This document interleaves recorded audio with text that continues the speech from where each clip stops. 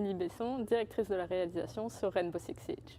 Oui, Siege a toujours été défini par son gameplay tactique, le travail en équipe et aussi la variété des opérateurs que les joueurs ont appris à connaître et reconnaître au fil des années. Ces collaborations nous donnent l'occasion en fait d'amener les éléments emblématiques de Siege dans un nouvel univers tout en restant fidèles à ce qui les rend uniques.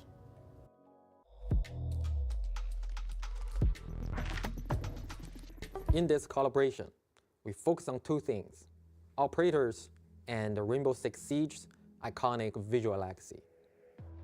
We selected 3 operators pairings who share the same combat philosophy. I'll be there you need me. 말보다는 행동이지. Call if you need a hand. For classic Siege elements, we choose to honor Black Ice, the Drone, and the Alpha Pack. Ce qui était essentiel pour nous de préserver dans la collaboration, c'était l'identité, l'authenticité de nos personnages. C'est ce qui les rend uniques. On a travaillé main dans la main avec l'équipe de Delta Force pour s'assurer que l'authenticité de Siege, l'identité de Siege s'intègre naturellement dans leur jeu. Both games share a realistic art direction, and finding distinct recognition within that shared aesthetic was actually the harder challenge. We started by preserving the core silhouette and the color framework of Siege operators. Doc and Motin's iconic deep navy uniforms, Vigil's signature custom-fitted gear, these stay true.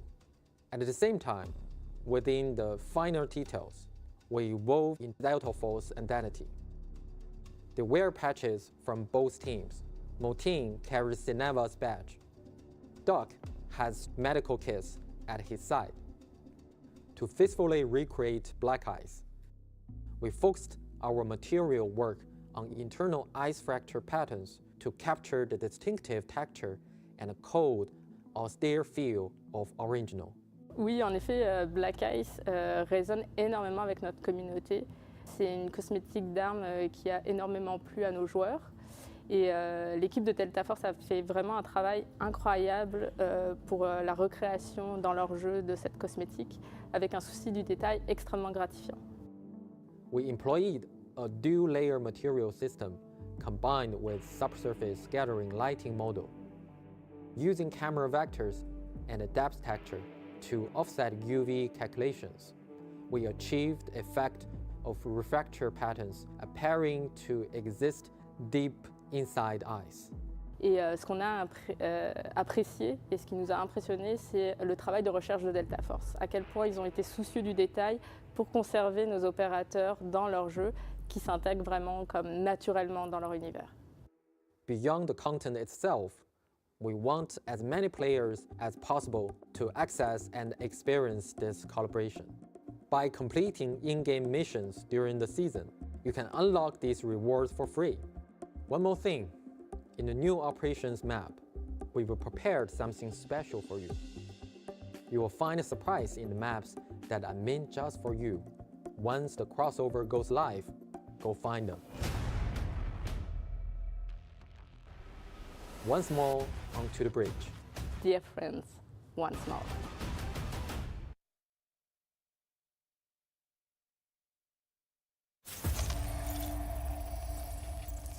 We've received an emergency transmission from Hadawi, a Havoc nuclear engineer.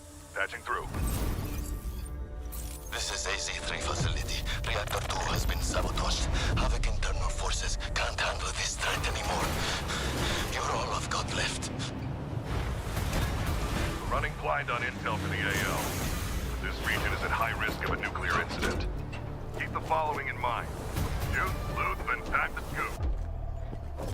The signal is clear. Take action. It's okay here. Not too cold. Experiment 66 is projected to conclude in T-minus 3 hours. All units submit safety risk assessments on schedule. I've got a reading. No hazmat suits? Raise him! Let's make it quick. Enjoy the bomb!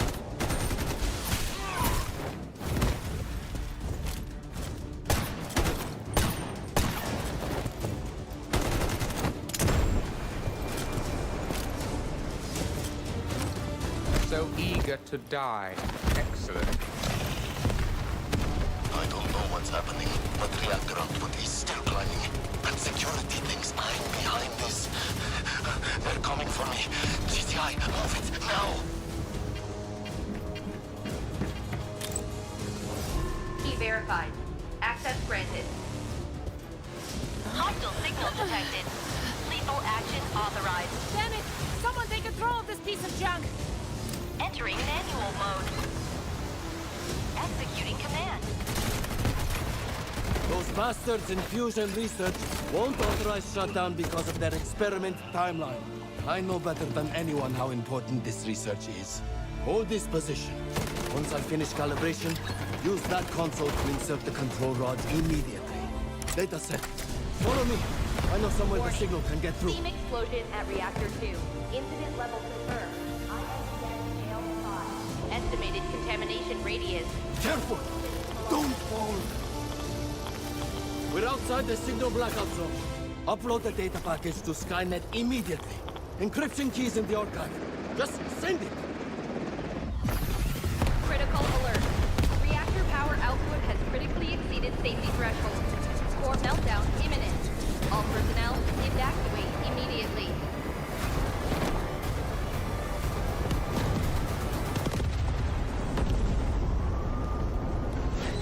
Priority alert. Hydrogen explosion at reactor 2. Incident level confirmed. INES scale 7. Major accident. All personnel evacuate beyond contamination zone immediately. Estimated spread radius 3.7 kilometers. Correction, 9.2 kilometers. Correction, 24.9 kilometers. Correction, 45.3 kilometers. Correction, 79.8 kilometers.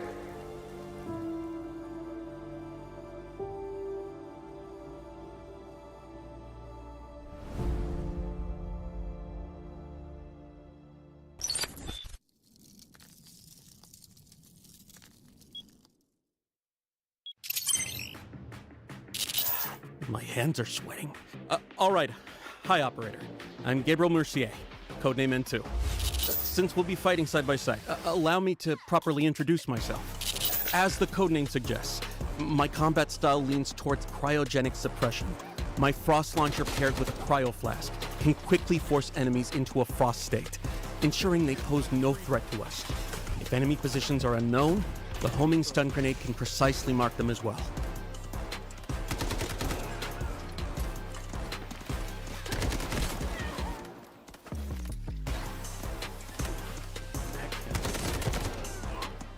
Right now, I'm in the middle of a critical operation. One where failure is not an option. I hope this mission can make up for some of my past mistakes, even if just a little. Mission target zone, AZ3, Asara's only source of nuclear power. The plant's power output is spiking abnormally. This time, I won't let it happen again. An emergency shutdown is our only chance, but the risk is extreme. We not only have to breach Havoc's heavy defenses, we have to face lethal radiation head-on. Some containers within AZ3 have already been contaminated by radiation. You can follow distinctive sounds to locate them, but keep a close eye on your own radiation levels. Radiation is divided into 4 levels, each causing different effects. Accumulated radiation can be cleared by leaving the contaminated zone and using decon chambers or mobile decon units.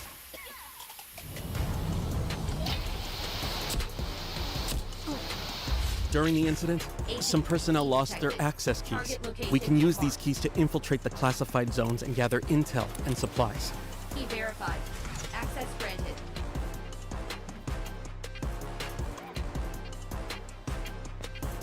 AZ3 key detected. That's not all. Severe leaks have occurred across multiple sections of the plant. You can choose to endure radiation exposure and enter these zones for high-value supplies and rare data, or stay clear. The choice is yours. Havoc has deployed a large number of purification soldiers at AZ3. Once your position is exposed, heavy purifiers will apply debuffs like corrosion and slow movement, but attacking the weak spot on their back can neutralize them quickly. An even tougher threat comes from the relink agents. H-1000 personally leads H-47, H-800, and other agents to guard the facility. All of them connected through Skynet. They're extremely persistent. Stay on maximum alert. One final thing. If we do manage to shut down all the nuclear facilities, something unexpected might happen. Disabling all AC-3 terminals disabled. Of course, the nuclear plant has new collectibles too. Over in warfare, things are heating up. The flames of war have reached the weathered stone walls of the Colosseum. This 1,000-year-old city is sliding toward ruination.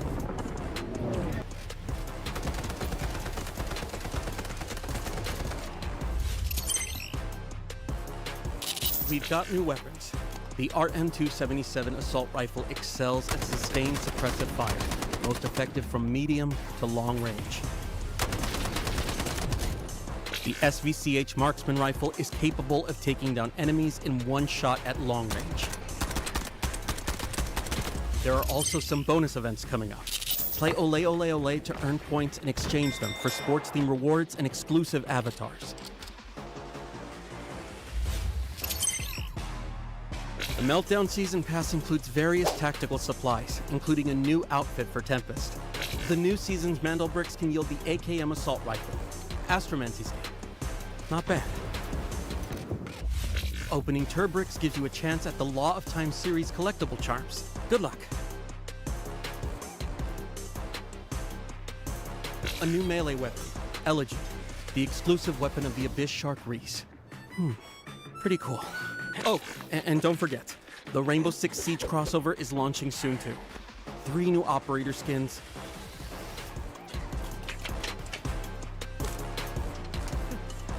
Black Ice weapon skins, and special collectibles.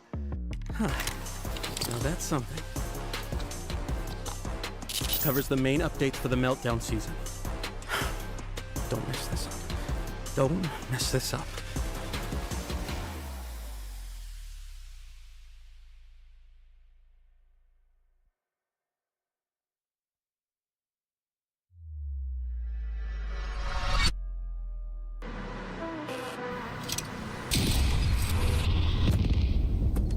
Got the Mandelbrick. Find and stop them. Mandelbrick decoded. Nice work, operator. The time to strike is now. Do not let me down, operator. Decoding has begun. Defend the area.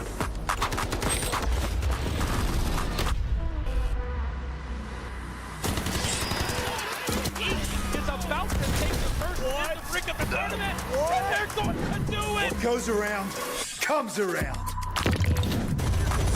not gonna do very much. Oh. You get barrel stuff. Skydie is getting aggressive.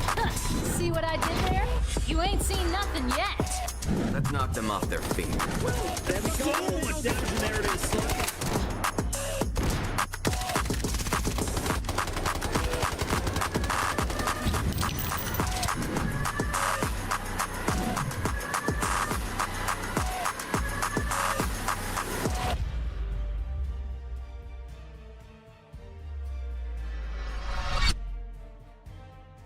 Hello everyone and welcome to the second week of the Delta Force Rise series. I'm Toby, joined by Vivid, and we are in for an incredible time here for some EMEA action tonight. Vivid, first of all, nice to finally meet you. I've had the pleasure of watching you cast alongside Coach, alongside DK for so long in Delta Force, and now I finally get the pleasure. How are you doing, my man? Doing good. Yes, big shout out to the Delta Force gang that's going to be joining us here today, and big shout out to Toby as well, who's going to be joining us for the ride here this weekend. Super excited. Obviously, the big talk of the town, Toby, was that last week we kind of introduced the Rise series. It's this 5-week-long competition, and before you know it, it's already week number 2. So strap in and get ready to kind of jump into the action, because this stuff flies by. Oh yeah, definitely. A lot of action gone by last week as well. Got to see some good action today. We're kicking things off with B versus D, but we'll get into all the nitty-gritty, all the detail of all of that in just a few moments as we get the next slides up and ready. What were maybe some of the things from you last week, Vivid, that you saw that you really liked, like maybe some expectations coming into today? Yeah, actually, Toby, why don't we go ahead and jump into what we actually saw last week. Let's go ahead and take a look at some of those best moments. sides. No, not quite sure if that is going to be enough to deter the side of WLG as they are going to be pushing forward. Beautiful sprays coming through. One down. Oh, almost gets the finish with the smoke. Not finding any damage, but it's going to be Scooby looking to go in for the disruption. Oh my gosh, got it. He got it. He got it on the back foot of landing hip fire shots. Vest that is all but broken. Just a sliver of durability left, as you can see in the bottom of your screen. So if Maxa lands some shots, it's going to be a pretty quick kill. Molotov is actually going to be taken out, enter completely, and now NBO are in control of the Mandelbrick. 10 seconds remaining, but they're only a duo. Can they defend it? Nas is trying to make something happen. He's going to be the Tempest for AGT, but you got to jump on the Mandelbrick. The timer's almost out. It's going to take 2.5 seconds to res. He almost tries to res. Oh my gosh. The fact that his teammate, the Stinger, was laying on the Mandelbrick decoding station. But they're going to go ahead and have to face the full trio of AGT who are also swimming towards it. But take a look at this. Team Gotaga, oh my gosh, Nox. This is why we call this guy the absolute highlight reel. He is so good at finding some of these kills, and on the back foot of him picking up 2 of his own. This is going to be the solo left alive for the side of AGT. He does great work. He knocks Ushbishka right there, and now it's going to be a 1v1. But the shock is in. It does so much damage, but the shots don't land. UDT have done the same exact thing. They're going to get the flank, and they're going to take out Chins. They're going to take out Kalo, and now Team Genius have been fully wiped off the map as Hannah goes down. AGT are left remaining as a 3-man roster after everything that kind of happened. But as I mentioned, that Max is going to join the fray. He's going to be picking up a double piece, and Team Gotaga 10 seconds before they secure the Mandelbrick, and with Max picking up, what is that, 2-3 kills? I think they're going to have it. No, they go down. They have about 20 seconds to work with to jump on the Mandelbrick to go ahead and secure this. This 1v1 pretty much dictates it. Can Nats go ahead and win it? Enters down to very, very low HP, and on the back foot of the disarm, applying so much pressure.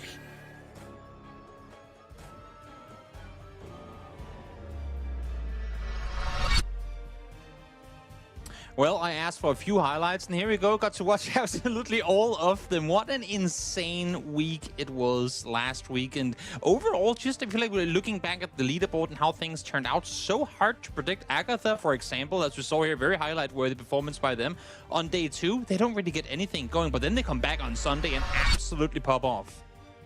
Yeah, just so much action kind of being broken down here. Here's a quick look at how our bracket is going so far. A quick reminder, this group stage, it is a total of 12 matches. So all of our teams, whether you've seen them play last weekend or you only saw them kind of play once, we will see them play a bunch more. You can see we've already gone through 3 of the matches. That was week number 1. A quick reminder, we're going to be taking a look at B versus D groups here in match number 4 today. So if you take a look at the left side of your screen, you can see that's going to be FLC, WLG, Alliance, and FLOORPOV, Fnatic there as well. But Toby, man, here's how our overall leaderboard is working. A quick reminder for everybody at home. Groups A and C, they've played twice. Groups B and D, they've only played once. So the leaderboard is a little skewed right now. Definitely. Looking to see a lot of the guys on the right-hand side of the leaderboard be up amongst the top 5, I would say, at least, by the end of not just the day, but the weekend as a whole. Because my, oh my, I feel like there are still some teams, and you, of course, you'd know better than me because you were the one casting the games last week, but there's definitely some teams that are capable of a lot more than what they necessarily showed last week. I mean, NBA, we know with their global playing experience, been Alliance as well, roster having been picked up there. There are some really big rosters in there, just maybe haven't really found their footing in that first week just yet. Yeah, of course, but that's why we love this format. That's going to take us a couple of weeks, right? Because it gives all of these teams an opportunity to kind of feel things out in the first week, but then still have an opportunity to kind of jump back up into the action. You went ahead and mentioned, NBA, but Alliance as well down there with 1 point. But I love the fact that you kept bringing up AGARTHA, right? Because as you can see, they're in 3rd place now, but they went into their 2nd day of playing. They were in a similar situation. They were at the bottom of the leaderboard, and then they jumped all the way up. So a lot to play for here for all of our teams. But why don't we go ahead and highlight the team that is actually in 1st place, specifically between groups B and D. You can see Team FLC over there in 6th place. They picked up a Mandelbrick of their own on the back foot of 18 total kill points. And the fact that, again, listen, they only played 1 singular day. So the fact that they were able to pick up a Mandelbrick on the back foot of those 18 total kills is quite a feat. Definitely a roster to look out for. And also, I mean, I just love the fact that we're getting to see them for so many weeks in a row now, getting a really good insight into what they're going to be capable of. Was this just a one-week performance and then they're down and out, or are they actually going to be able to maintain this all the way through? Now, of course, we've explained a lot as to how this tournament functions, as to how everything goes. We have a bit more in-depth details to share with you. So let's toss over to this video and I'll explain you things a few more. Delta Force. One game, 2 regions, 1 shot at glory. This is the complete guide to Delta Force Rise Series EMEA and Americas Season 1. Everything you need to know, from the very first match to the last squad standing. The path is the same in both regions.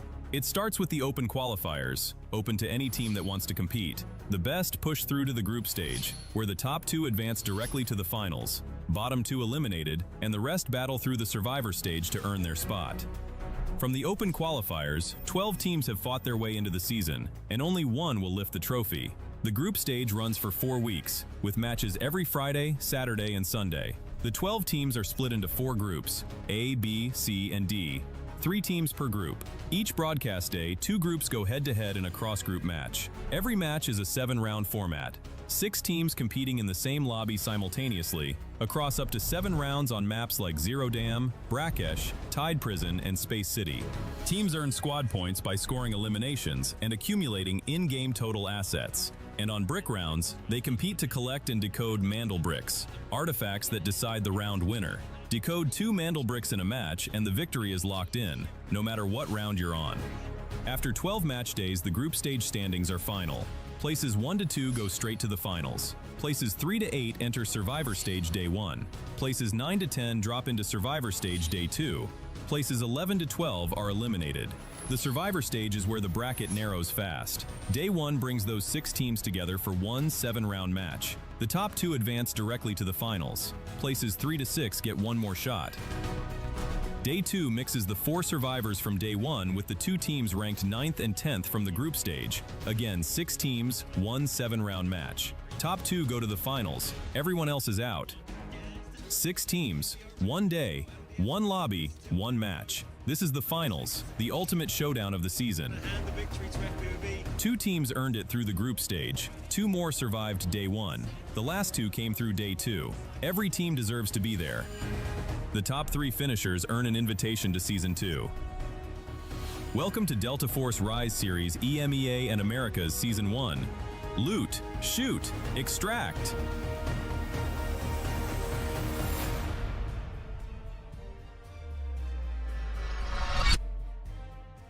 An intricate game requires an intricate format, and my oh my, do I feel like this is one of the most in-depth formats I've seen in esports in a long time. This is so thorough with how it's done. Of course, everyone fighting to go through to the finals.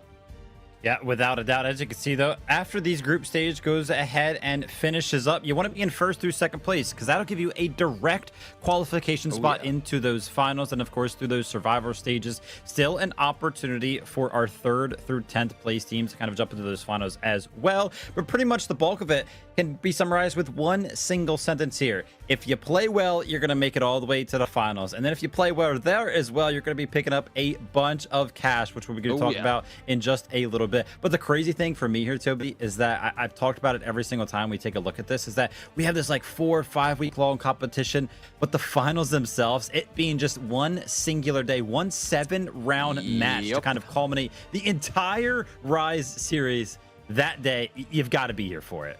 Oh, definitely. Because by that time, I mean, yes, as much as we're looking at the leaderboard now and seeing who's on top and whatnot, it can be completely turned upside down by the time we get to there. No doubt the best will be the ones going through. As we take a look at the tournament rules as they stand here, 1.5 million technical alloy. Each player gets to start. The whole thing was, of course, as with any other operation game, if you die, you lose your gear, and you want to claim those Mandelbricks. They come in round 2 and then 4, 5, 6, and 7. And if you're good enough to be able to net yourself 2, we stop the day early and you count yourself the winner of the whole thing. We also have the airdrop rounds, of course, starting off in 1 and 3. And then a new thing here to the Rise series, the Mandelbrick Plus airdrop rounds in round 2. Yep, without a doubt. And a quick little reminder down there in the bottom right as well. Operators can only be used 2 times throughout games number 1 through 6. If we do make it all the way to game number 7, that operator restriction will actually reset and all of our teams can kind of pick up whatever they want. A bulk of the action, though, has to be kind of noted. It's all about the mana bricks. We're going to be seeing a bunch of the fights kind of happen around some of these decoding stations. But in terms of how our players are going to start the day off, all of them are going to have access to a 3x3 ultimate safe box. So plenty of room to kind of stash some of that loot away if you fail your extract. 12-slot card holder. All of our players will have access to all of the key cards on every single one of the maps that we're going to be going through here today.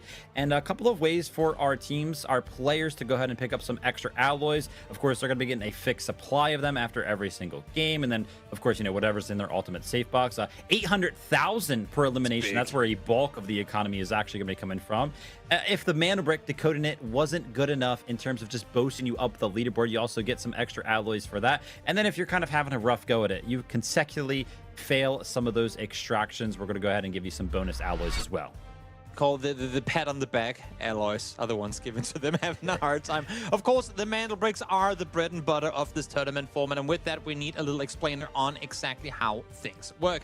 In the Mandelbrick rounds, the Mandelbricks will become available shortly after the round starts. Then, whichever team gets to pick it up have 5 minutes to place it in a decoding station of their choice on the given map.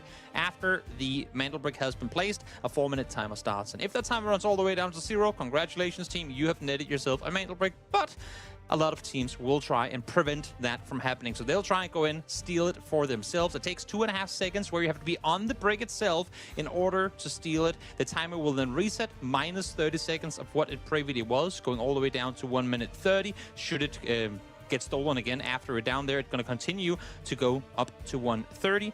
And then, of course, again, if a team gets eliminated while they're in the middle of decoding it, the countdown will be paused for another team to take over. So it looks very complicated on screen, but I think, I mean, for any viewer out there, even if you're new to the game, watch 1 game, maybe 2, and you will have this completely understood. But with any great esport, of course, comes a great point system, and we have a good one here or there as well.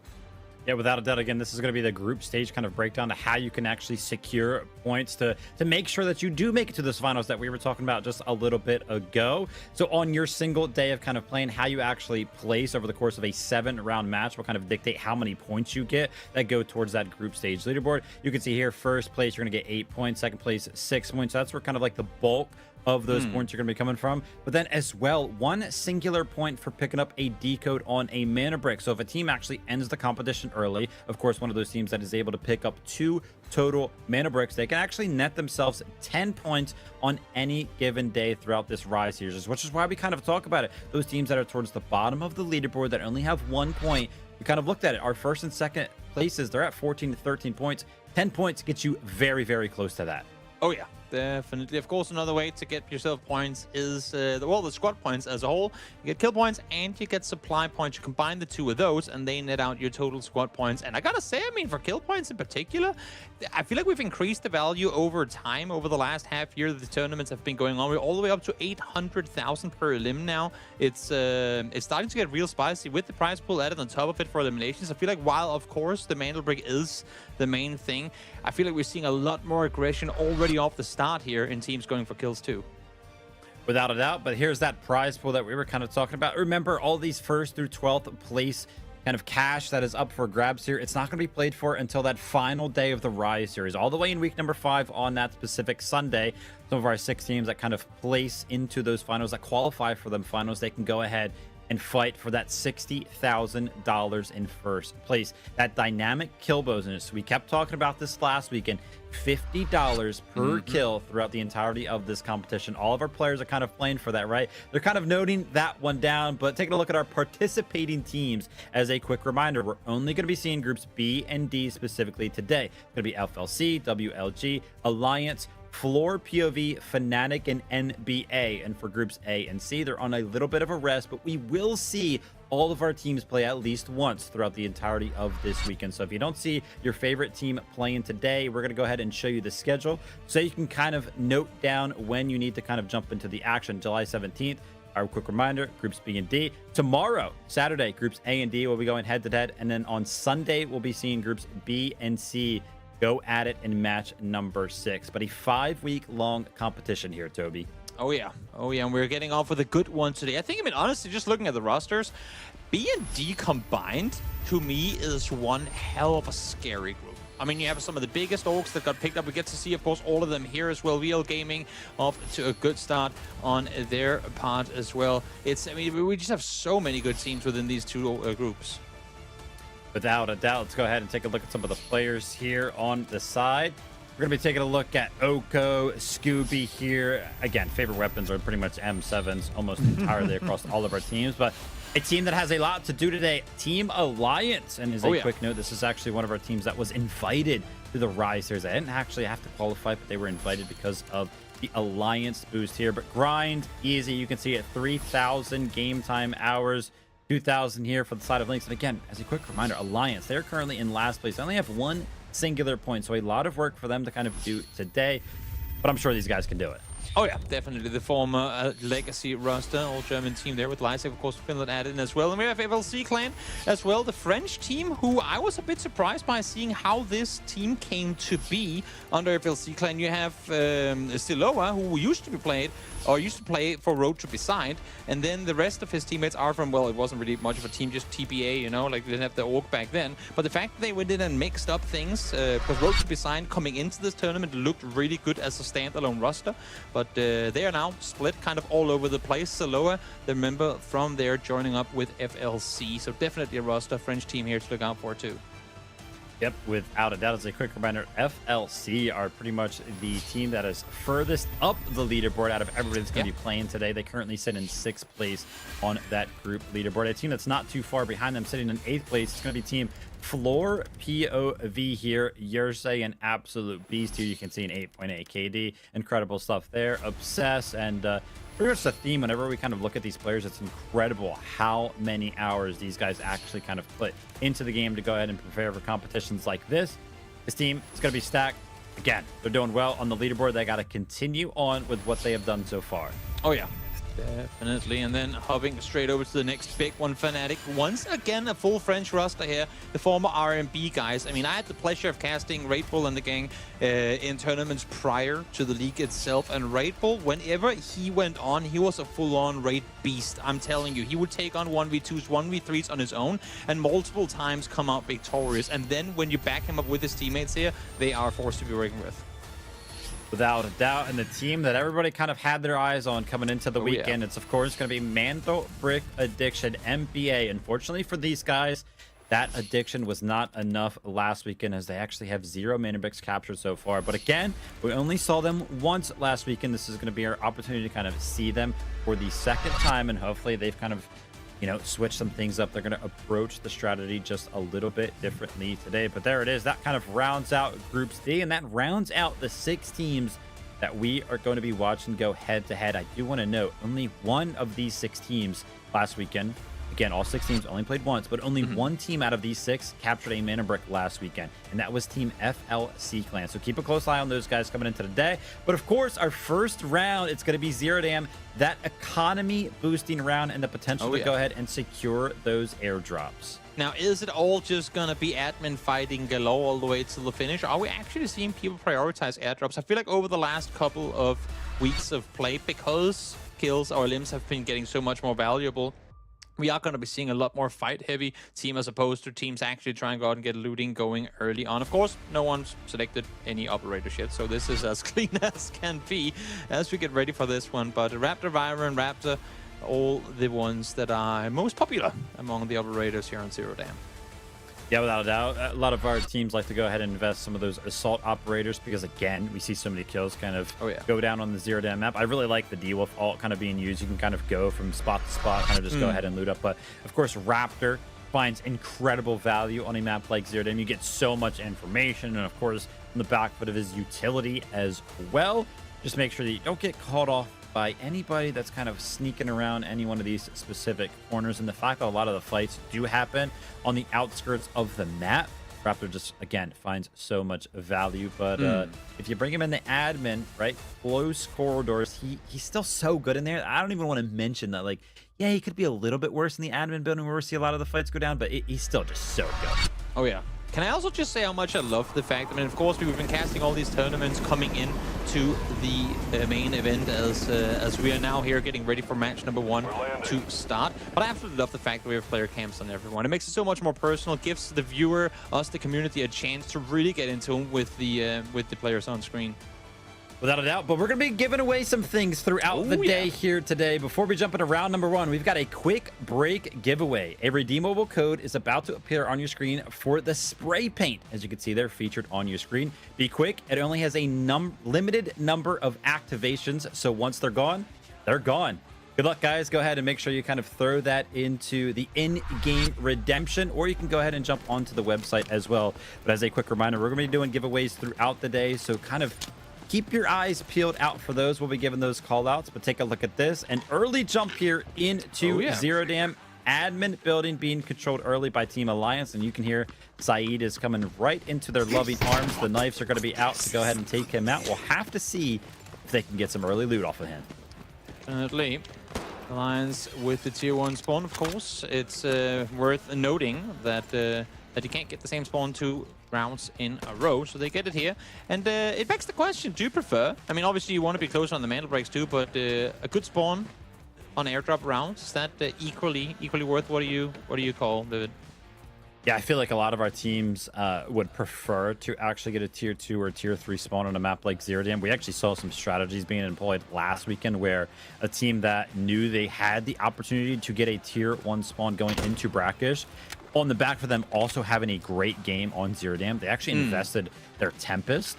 So basically what that kind of allowed them to do was actually secure that first mana brick on Brakkesh because they got the tier 1 spawn. They had a good round on Zero Dam, so their economy was looking good. They actually just invested early, but here we go. You want to talk about good rounds on Zero Dam? It starts with finding the reds, and an IFV is going to be boosting up that economy there for the side of FPOV on the back foot of the ventilator as well. So 1.7 million total assets already obtained through just 2 single reds. Not too shabby. Not too shabby at all as things get quiet down for a little bit here.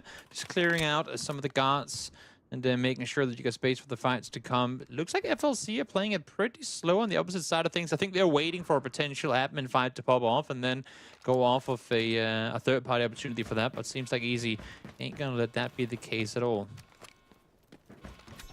You can see here, we're going to be having some tips for you guys at home throughout the day as well to kind of continuously explain the format. Kind of mentioning down there, hey, listen, you know, you can go ahead and fight, you can go ahead and extract, but it's not necessarily the only way to win out on rounds that don't feature a mana break. True. You can pick up some of the airdrop loot, whether it be, you know, there's an AUM in there, an M82, 50 caliber sniper rifle, or just some reds, maybe some gold armor as well. So a lot to kind of be played for outside of just kind of dominating your opponents that are in the server as well. But that might be kind of the peak of interest here for a lot of our teams as we're starting to see a lot of our teams go towards this admin area. 3 total teams already up there. Exactly. They're sat ready and waiting for a potential fight to come. But it's always so fun because no one really wants to be the instigator because everyone too knows that there are so many teams around. So if you start off the fight, maybe you get one knockdown early on. It's so hard to try and reset knowing their team pushing in from all different directions. So NBA, they're sat here waiting for things to pop off. So is Alliance as they're all just kind of circling around WLG right now. You did go ahead and mention that, you know, it is hard to kind of pick up on all of the information, but we just kind of saw the value of Raptor. Again, you kind of send that drone all the way up top, and you could pretty much get a good scope of things, what's happening on the outside of the building. But that being said, we have seen these Zero Dams play out quite differently every single time we do kind of jump into them. You can see we're already over that 14-minute mark, so as a quick reminder on these competitive games, every single map, every single round has a total of 18 minutes to kind of be played for. So we're already approaching being on the server here for a total of 5 minutes. And I don't think our players have shot at one another yet, which means we're probably going to be having a giant brawl within the last like 5 minutes. So get ready for that. Oh, yeah, that's usually how it goes down. The more quiet it is in the beginning, the more everyone is going, oh, come on, guys, start fighting. Well, don't you worry. Eventually, it's going to pop off, and when it does so big.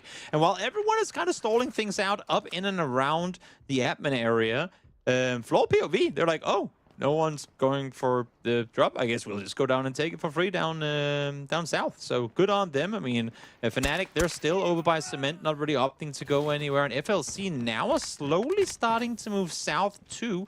So they could actually, I mean, while normally it's in admin that the first fights erupt, it could potentially be Fnatic and FLC that start things off here.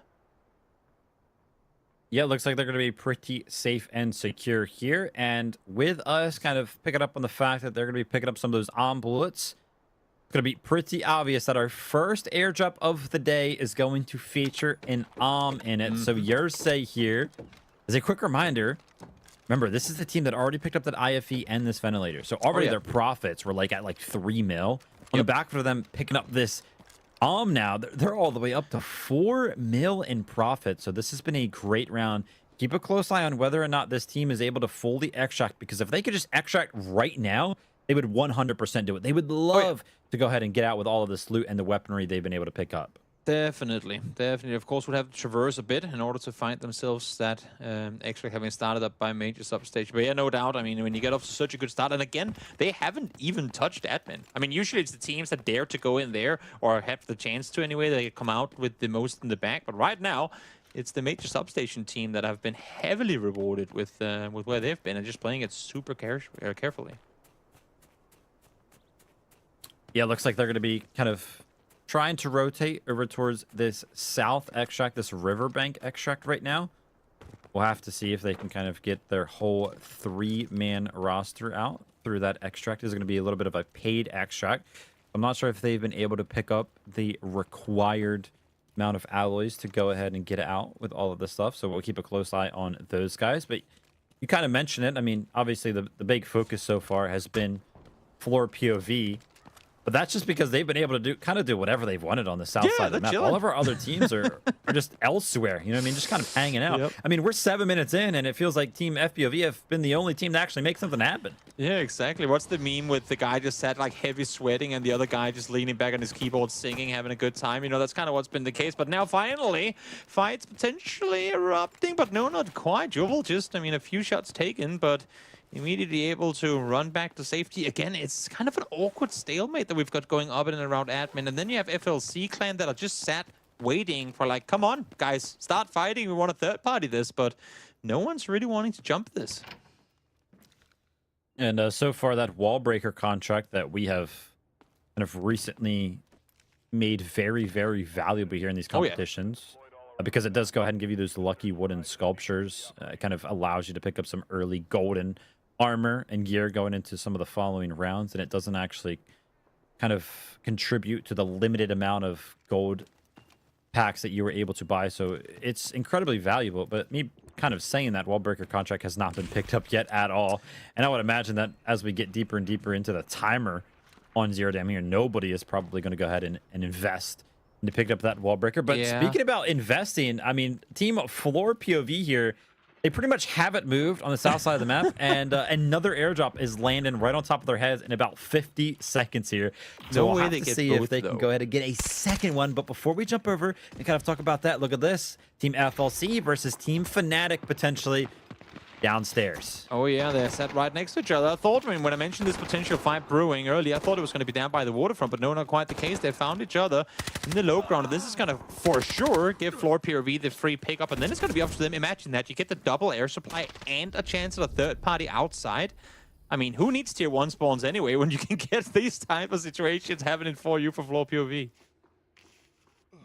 About 10 seconds before that airdrop goes ahead and lands down. You can see this is kind of working its way out to be somewhat of a stalemate between the sides of Team Fnatic and Team FLC. A quick reminder, all of our players, when you jump into this first round of the day, they all have blue ammo. They all have purple armor and helmets. So it's very, very hard to actually do a lot of damage very, very quickly, because I'm sure everybody at home and all of these players are kind of used to just playing with ammo. That's a little bit of a leg up, or at least like gold ammo.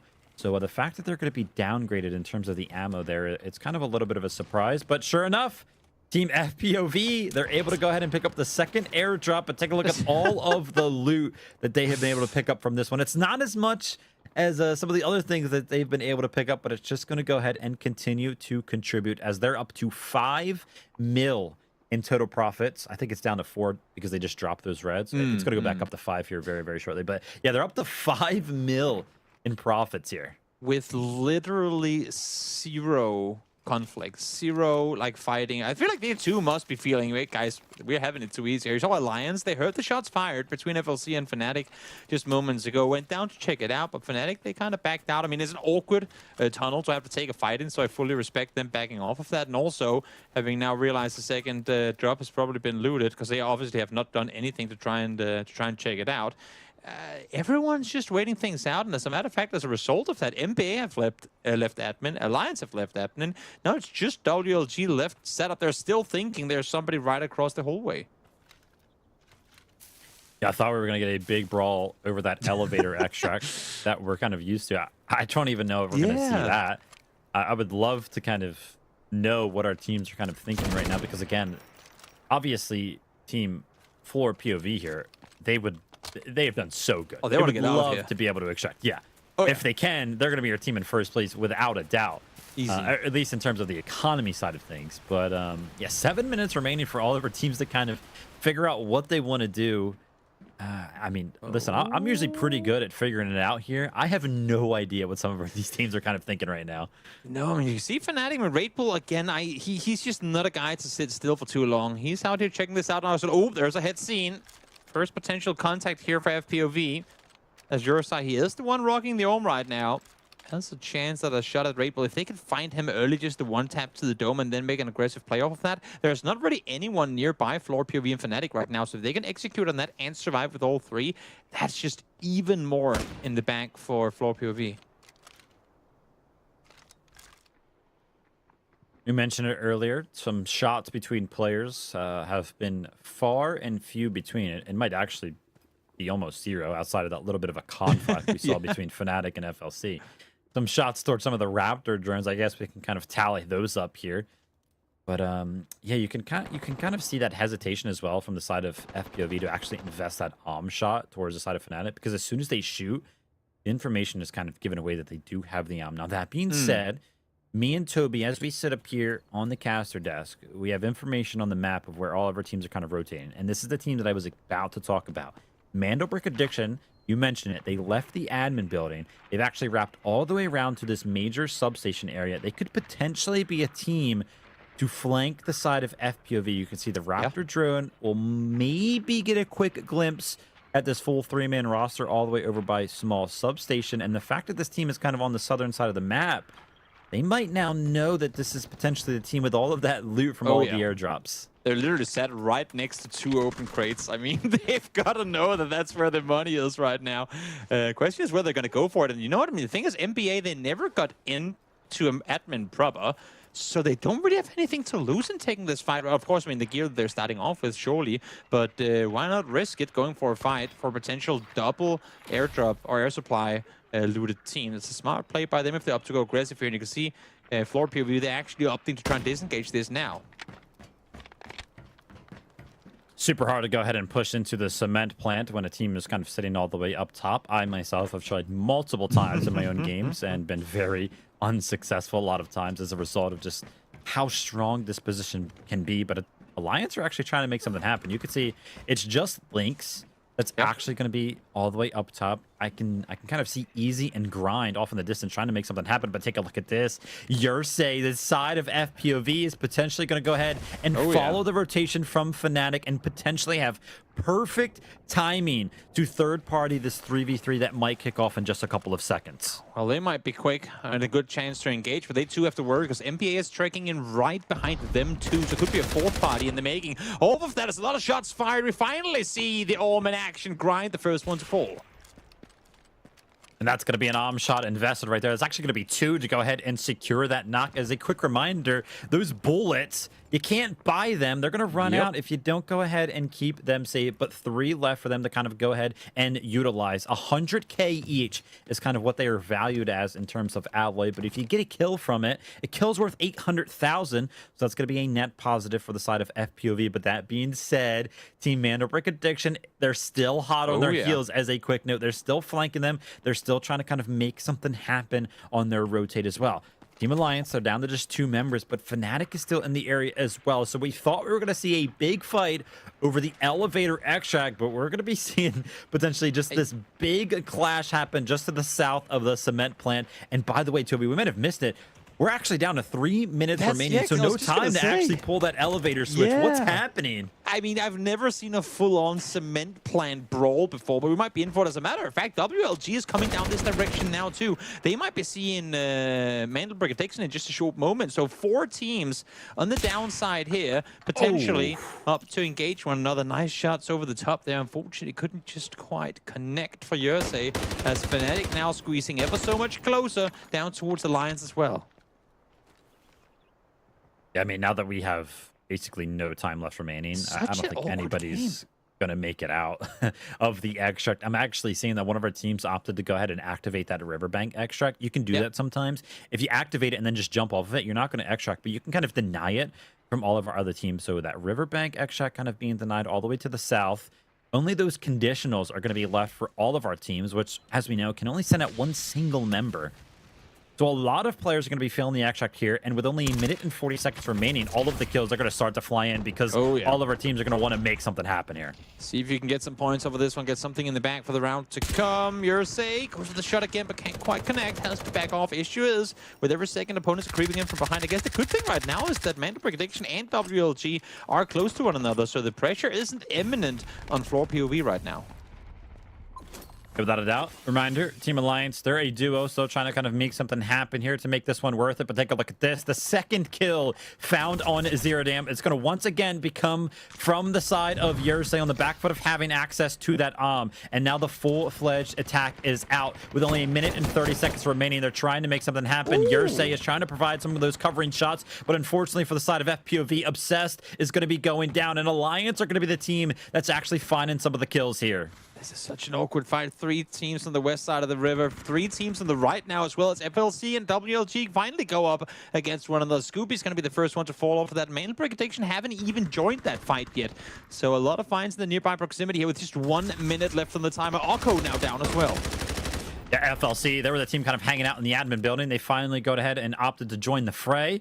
Some trades going back and forth. You can see Fnatic picking up one. That's going to be Bane, and now he's trying to make something happen here, but it's easy. He's going to try to shut him down, and shut him down he will. Some great shots found there, but he's going to be very, very low. And turning over to the other fight that's kind of happening. It's going to be Team WLG picking up the last kill and the last remaining member of FLC. So FLC is going to be fully out. Team Alliance is going to be fully out. And take a look at the left side of your screen. Nobody is left as a full, healthy 3-man roster. A couple of solos from the side of NBA, WLG, and Fnatic to go ahead and go up against the 3-man of FPOV and that Absolutely insane. We called it earlier. It was going to be a full-on rainbow on the kill feed in just a moment, and it was here as well. NBA, Mandelbrick Addiction will get eliminated as well. So FPOV back up to 3 alive. They won't get a chance to extract because time has run out of this round. But my, oh my, do they get out of this one as the clear victors of Zero Dam. Well, Zero Dam, it's different every single time that we watch it, and different indeed it was. Not a single player, not a single operator extracts, not through the conditionals, not through the switch extract, and not through the paid extract to the south side of the map as well. And definitely a first for me here, Toby. But, you know, we saw all the kills kind of flooded. We have no idea who actually secured the most kills there and kind of made it the most valuable. But I can almost guarantee you, we know the team that made it out with the most loot, with all of those reds that they were able to kind of pick up. It's definitely going to be Team FPOV. And it's so against the norm because they were never in admin. Like, that's where you normally go for all the good stuff. That's where your tier 1 spawns are oriented towards. And also, to add to the confusion of this round, not a single player got eliminated in admin. Like, when has that ever happened in a Zero Dam round? I mean, I know across other esports, EMEA is considered a region that is more, you know, more cautious, more careful. But this was just like over carefulness, I guess, that led to a very chaotic like mid to end game there. As FLC, as a matter of fact, going to be rewarded the best team of the round off of their 4 kill points. Yep, great job from them. A reminder, they were kind of a team that I think stuck it out the longest in admin, actually. Yeah. And they kind of just made a dash towards the south side of the map and were able to pick up those 4 kills. So we'll see them towards the top of the leaderboard. Again, you know, every single kill is worth a squad point on the leaderboard throughout the day. So those kills are very, very valuable as well in terms of the economy there. Let's go ahead and take a look at some of the individual performances from some of our operators. It's going to be Yursei, Selin, and Easy all tied pretty much for first place here. But we'll go ahead and put Yursei up there in first place after he was able to pick up those 2 kills with that. Some great shots landed from him. You get the arm buff when you when you tie with other players on the fourth. And I think it's damage based, and in fact it is 518 on his part, doing a lot with what he had to work with. Because it also comes with a little bit of added pressure when you're sat there with the arm. Not only are the guy tasked for using it, also you knowing what it costs whenever you miss a bullet. Which fortunately for Yursei's sake, he did not miss that many of them. Take a look at some of the assists here again. It's pretty much just single kills happening across the map, so not a lot of opportunity for some of our players to actually pick up assists here, but super weird 0 dam. Let's go ahead and take a look at these assets earned here. 2 members of FPOV are going to be finding their way towards the top of this leaderboard, which is to nobody's surprise, upwards of 700k here for Yursei and Blake, and links to follow boot with just 360,000 for himself there. No surprise, but the MVP of game number 1, it's going to be Yursei himself. Obviously, the kill points kind of coming in. He was tied towards the top of that individual leaderboard, and then he was the player with the most amount of assets gained. So he was the one kind of walking away as the MVP. Oh, yeah. Oh, yeah. It's always funny when we have rounds like this where, I mean, outside of FPOE, of course, coming out with the Orm, which they then, didn't get to extract with. But when you have rounds like this, it always kind of funnels into the next round. Now we're going to see the first Mandelbrick round, but it's going to be playing so weirdly because sometimes, or oftentimes, you'll have 1 or 2 teams that got to extract with a lot of 0 dam. They will then buy big into that next round. Now, no one really has a ton going for them, so it's going to be interesting to see how that's all going to unfold as we get ready for round 2. Yeah, without a doubt. And get ready for round 2. We will indeed. Who's going to kind of invest into our first Mandelbrick round of the day? I can't wait to see, Tubi. We will be right back. Stay tuned. Delta Force. 1 game, 2 regions, 1 shot at glory. This is the complete guide.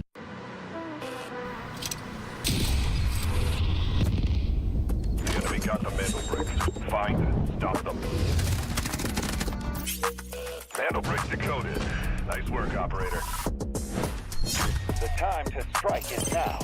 Do not let me down, operator. Decoding has begun. Defend the area.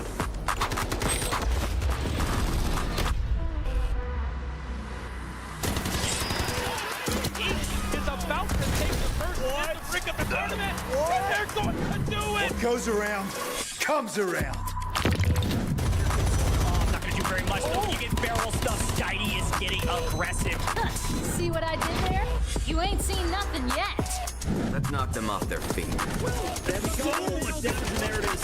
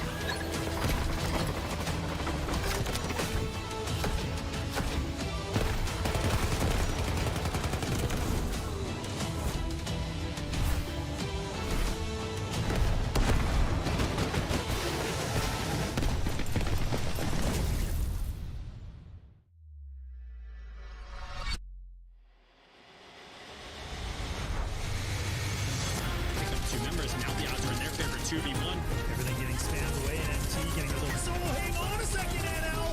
Look at that. It's an absolute sweat. This. And LG's got it though. They're here. Lines them up. Even through the shot. You're nuts. The last remaining 3 BOV. They find 2 instant knocks. The Helm's going to be hopping off that.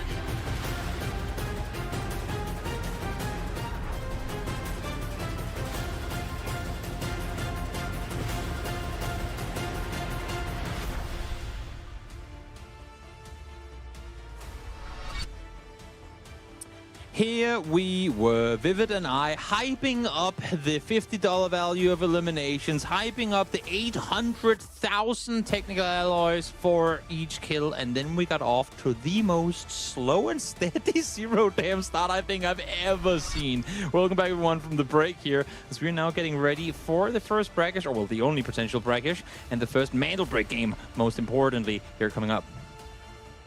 Yeah, here's a quick breakdown of how Zero Dam went for some of our teams there. A couple of our teams picking up those 6 total squad points. But you mentioned it, we're going to be jumping into Brakkesh. This is where our teams are going to have the opportunity to pretty much have a lead for what it'll feel like for the rest of the day. If you're the first team to go ahead and secure that Mandelbrick, the pressure will be on. As a quick reminder, now that we're starting to get into some of these games, all of our teams can only use every single one of these operators 2 times throughout the first 6 games of the day. You can see for the side of MBA, they're actually going to be our first team kind of graying out one of their operators, but no need to worry. It's just going to be that D-Wolf that we don't typically see used too much on the later half of the day anyway.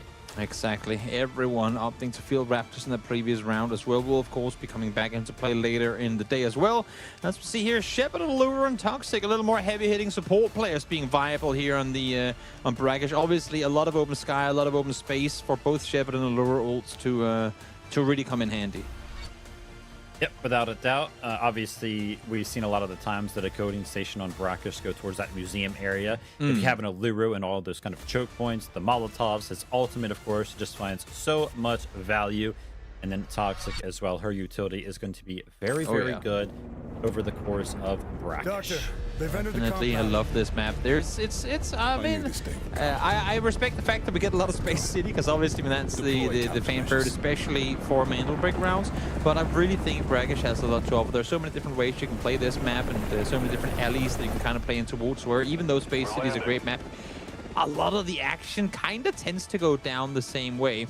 As we have yet another giveaway presented for you. Get quick on your fingers here, because before round 2, as we're starting this one, there's another break giveaway.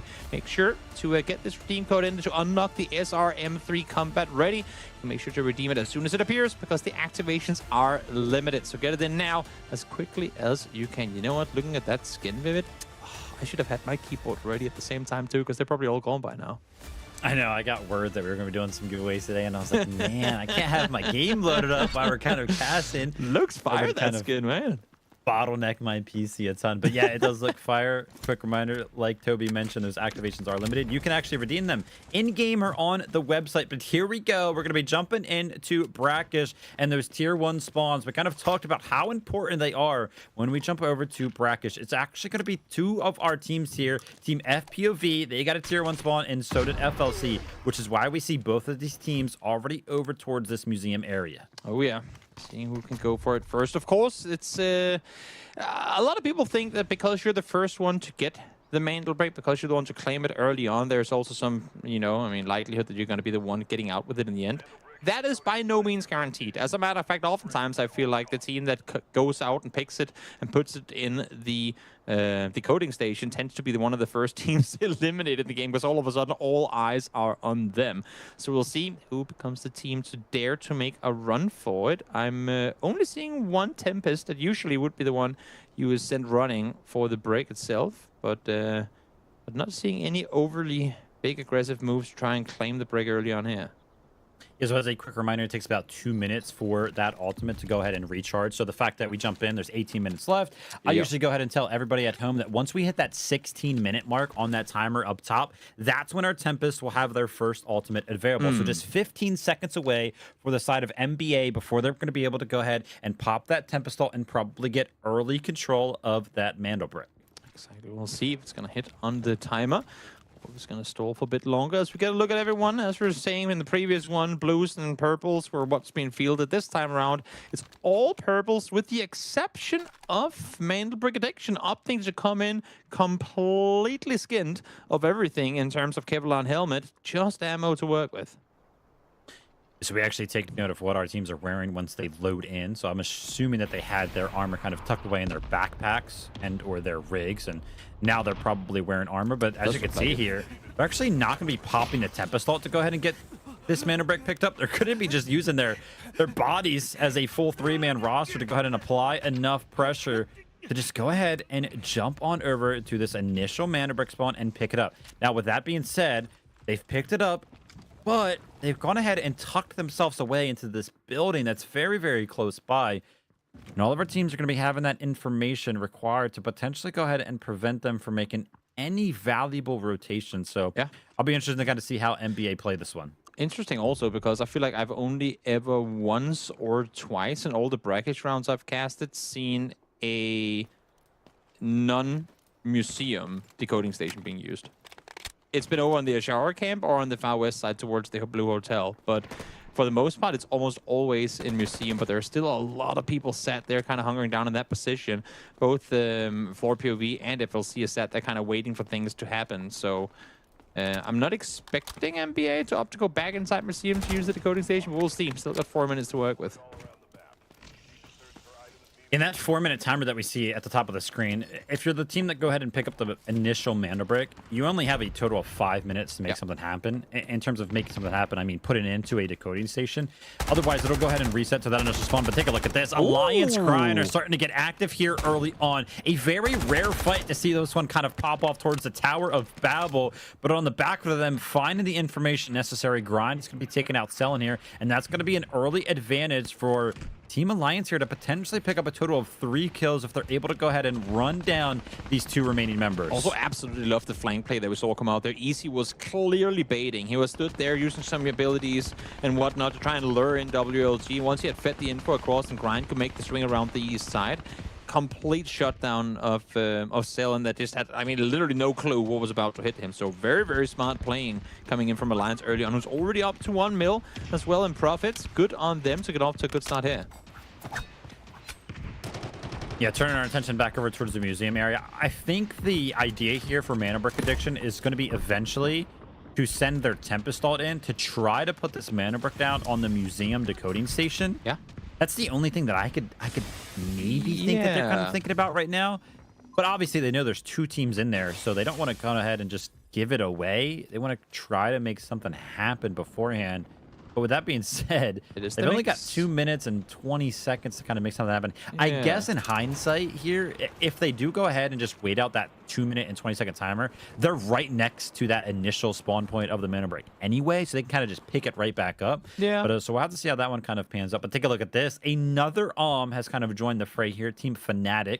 Obviously, we know that first that we saw kind of get picked up on the Zero Dam map. That one's gone and dusted. You can't it didn't make it out. Bring that second in. Well, I'd actually be curious to know whether or not they took the ammo out, because you can actually buy the You can't buy the ammo though. So if you get over the ammo, you could potentially buy another to kind of bring it in. Yeah. Also, I mean, it oftentimes seems that the team that does get off with the initial air supply will send one guy out early, like put all the valuables on him, run out with it. But I think the is really all value that Fnatic has found so far. Obviously could be well enough for them to say, you know what, we'll send one out, as they don't really look like they're playing for the Mandelbrick, but at the same time it hasn't been placed anyway, so why would they be in a hurry?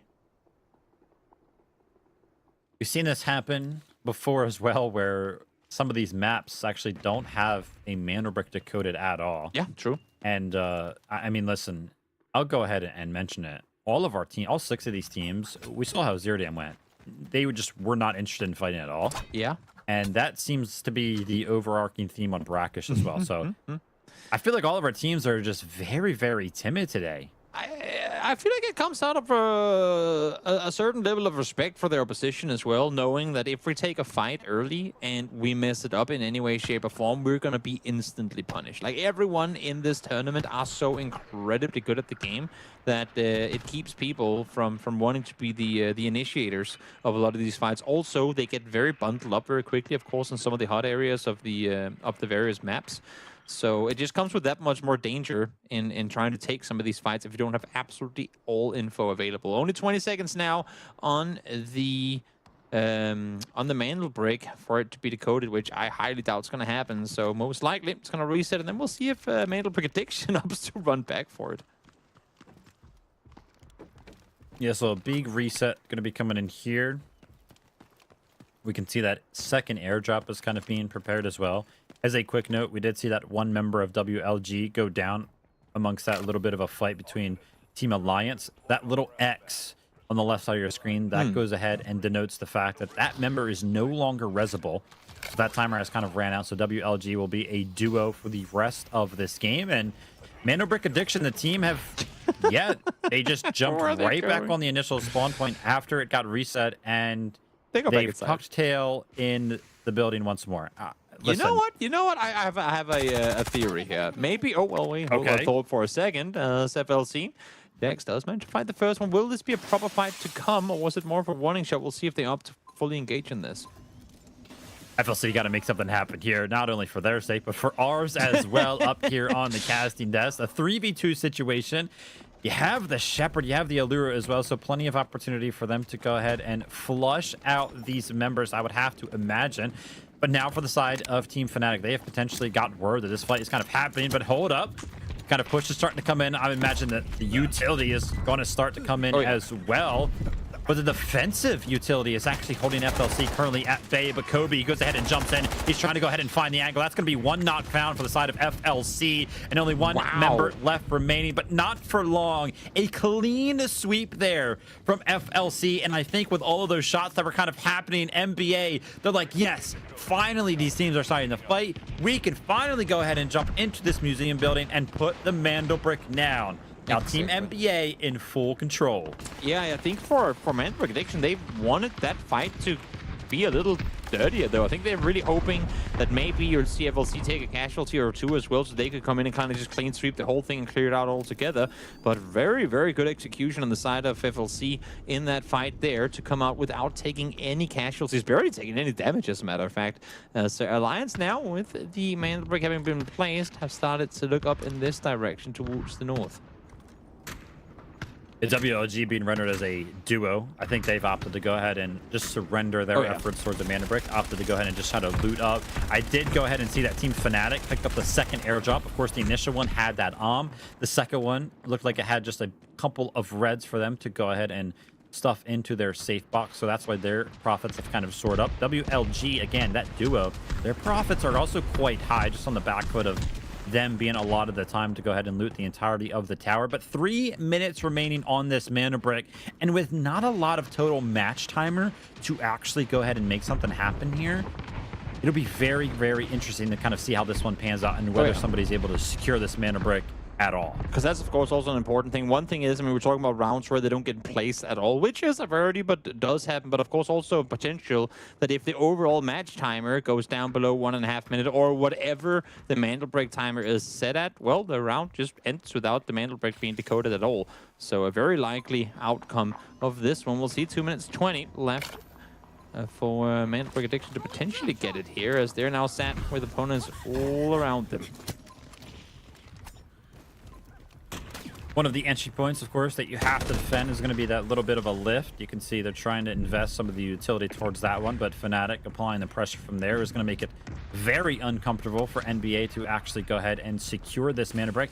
And I'm taking a look at it. I hear some of the screams going off from one of our operators all the way up top. Scotty's trying to make something happen on the back, but popping the Tempest off, but Team Alliance shut that one down immediately. Now, for the time being, yeah, of course, the Tempest can go ahead and revive, but NBA are going to be down to a duo before that one's actually able to come in. Bulldo is trying to make the sprays, trying to land the shots through the smoke to go ahead and hold off the Fnatic push, and he does. He finds the shots onto Rainbow. Blue's gonna be finding that knock, and now Yulver is trying to make something happen as well. On the back foot of that, Skydie picks up a knock of his own. That's gonna be Fnatic being full wiped. Big elimination coming through there for the team that got themselves the airdrop earlier on. Now, nice Nate lopped on over though. Kobe able to find himself a double. That could be the change for them to push in and take it, and it is, in fact, exactly what happens. They do get the reset. We're back up to 3+ minutes.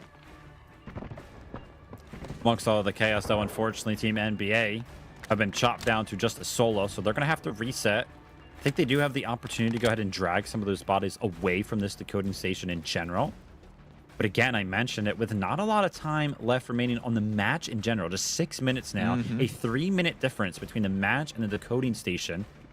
There's just not a lot of room for error getting knocked like that. Oh, definitely. That being said, there's just only 3 teams currently amongst the mix, Team FLC, Alliance, and MBA. But the duo from WLG, they've actually gone ahead and got a little bit closer to this museum area. Senior is being lopped on in again, trying to make some space for themselves as Alliance wraps around the outside. One of only 2 teams left with all 3 players still on their feet. Are they going to make an aggressive move now, or is this more of a repositioning play? I think it might be waiting for another team to potentially come in and try and join the party here. I think they are well aware, too, that they're one of the healthier teams left on the server, so maybe just waiting for the right timing here. Eventually, they will go ahead and try to make something happen. You can see they're trying to, or for the side of FLC, they're trying to go ahead and defend this. It's going to be very, very hard just to defend this from the positions that they are currently playing. As a quick note, Team FLC, they've been able to go ahead and pick up 5 total kills. Easy actually just jumps across the open there. I was imagining that we're going to see a little bit of a smoke come out, but he actually opts to just go ahead and make that rotation 2 times. The very daring man indeed. But it's going to work out. Alliance now have control over the Mandelbrick. Incredible timing with minimal abilities used to make that cross happen. A little bit of fire looming in front of him, doing enough to deny the vision, allowing him both in and out to reset this one proper. In the meantime, while all this is going on, WLG, they are very pleased with getting the tower on the south side of Apple to themselves. They've been looting and looting and looting some more, now making their way up towards Museum again, up to 4.3 mil in profits so far. Team NBA, by the way, have been able to reset just a little bit. They're now to a duo, so the Tempest has been res for their side. If that ultimate does get activated for them, they'll be able to go ahead and make this steal happen. But just 2 minutes remaining for this decoding station before one of our teams are going to be forced to go ahead and steal it back. And only 3 minutes. Yeah. And 45 seconds on that match timer. Toby, I don't know. This one might go all the way down to a point in this match where nobody picks up this mana break. I don't think that's going to happen. I mean, I completely agree with you. I don't think that this is going to be taken at all. Just given how teams are currently positioned and how so many are set around here, but not really too eager to make the run for it. If it gets stolen anywhere within the next 40 seconds, it's going to be, well, after I should say, it's going to be practically impossible for it to be made out with. We'll see how big this potential final fight of the game is going to be, which should be coming up real soon as we're down to under 1 minute and 30. Team Alliance trying to go ahead and defend this mana brick from the side of FLC. Taking a look at the comp here for the side of FLC, they have plenty of utility to go ahead and flush out some of these angles here. You can see the Allure wall kind of being thrown right there to block off one of the angles. But what's going to happen once some of these other teams, the likes of WLG and NBA, the 2 teams that have just a duo left remaining, what's going to happen when they actually decide to go ahead and join the mix? We'll have to wait in the same grind. A little bit of a miss of a util throw there. Would have wanted it to go through the small window, but not quite the case. 45 seconds on the clock as teams are slowly starting to make their way on forward. Now Kobe goes down, gets flushed with it too. Saloa also falls down as FLC tries to make a small move forward, but Alliance completely stopping them in their tracks. Now down to 30 seconds. That might have been it. That might have been exactly what they needed to go ahead and secure this mana brick. We just mentioned that it didn't look like they were going to be able to do it. But with FLC down and with Team Alliance kind of having a big advantage in terms of the numbers here, you have to imagine with only 15 seconds remaining. I mean, what could the likes of WLG or NBA actually do to kind of go ahead and fend this one off? 10 seconds remaining for Team Alliance. Go ahead and secure our first Mandelbrick. Scooby, he's trying to go ahead and jump into the mix. He's trying to go ahead and jump into the smoke to make something happen. He finds the shots from the smoke. That was going to be the last point of defense for the Team Alliance, but he's forced to go ahead and get off of the steal. He's forced to go ahead and take out Grind, and in doing so, Team Alliance are netted the Mandelbrick. They're going to be the ones to pick up the first one of the day. The fact that it almost came down to the duo of the first team taking casualties, having to go out and risk it all for it, and he would have had it had he been just 1 second earlier on the move there. So close, but the Alliance off to a great start here, getting themselves the break. Still a little bit of work to be done for all of our last remaining members. Remember, these kills are worth a lot. Oh, yeah. Obviously, 800,000 alloy, and then on the leaderboard itself, definitely worth fighting for. But Lynx has taken a lot of damage from a bunch of players that he cannot see on the back foot, or just utility finding its way into this little bit of a hiding spot that he has. And by the way, NBA are just trying to kind of be a little bit of a nuisance. You can hear them just activating and deactivating that lift over and over and over again. That's Boldo kind of applying the pressure. And this time, he's actually going to go ahead and take it up. We'll have to see if he can find the angle here. Yeah, has a chance maybe of a shot at Lynx. You can see he stood in there ready and waiting for exactly this to happen. As WLG now make the run on forward. Can they find him on the outside? Get the swing in. The first one, the jump shot comes through, and they do get the elimination. Arco able to find him. Now let's see if there's a push to follow from Mandelbrick Addiction. Boldo's trying to go ahead and land the shots, and land the shots he does indeed. Unfortunately for the side of Oko, though, he cannot help his teammate there in Scooby, as he was very, very low, but the heal has come in. Take a look at this. Now it's going to be a 2v1. NBA are trying to make something happen. They were the first ones that had early access to that mana brick, but when everything is all said and done, Team Alliance, they walk away with a mana brick, but Team NBA on their way out, they pick up just a couple of kills. I doubt they're going to feel like that one was worth it, especially when you think about the fact that they invested one of their Tempest usages there on Brakkesh. But Team Alliance, man, they got to be feeling very, very good about how that one panned out. Definitely. I feel you can see, I mean, I'm feeling good, sure, but also a bit of a sigh of relief there, as they are well pleased that no more teams opted to contest them early on. I mean, their fight against FLC, we didn't get to see the main portion of it, but it looked like it was kind of a half push come through, and they were just so quick in taking out that entire team. So good on Alliance for being able to make that happen on Brakkesh. 3 kills and 1,300 damage. That's, that is a big difference. You would imagine with a 1,300 damage, they would have had way more kills with that. But that is what is required when you go ahead and secure a mana brick. It's just all about defending it, doing enough damage to go ahead and make your enemies think twice. You can see Team Alliance, 3 kills, a Mandelbrick in tow as well. FLC making a great run at it as well with 5 kills of their own. And actually, Mandelbrick Addiction there with 5 total kills. I thought that they only picked up those 2 towards the end of that one, but they were able to go ahead and squeak in a total of 5. Let's go ahead and take a look at some of the top killers from game number 2 there on Brakkesh. Going to be NBA Boldo, actually, and Skydie. 2 members of NBA kind of joining the ranks here in the top 3, and we see Scooby as well. So the 2 teams that kind of found themselves as a duo in the later stages of that one were actually the ones that walked away with the most kills. Yeah, keep in mind that Scooby's, both of his kills came through after they had lost their first player down in the south side towards the tower. So good on him for getting active, even though they were only left as a duo.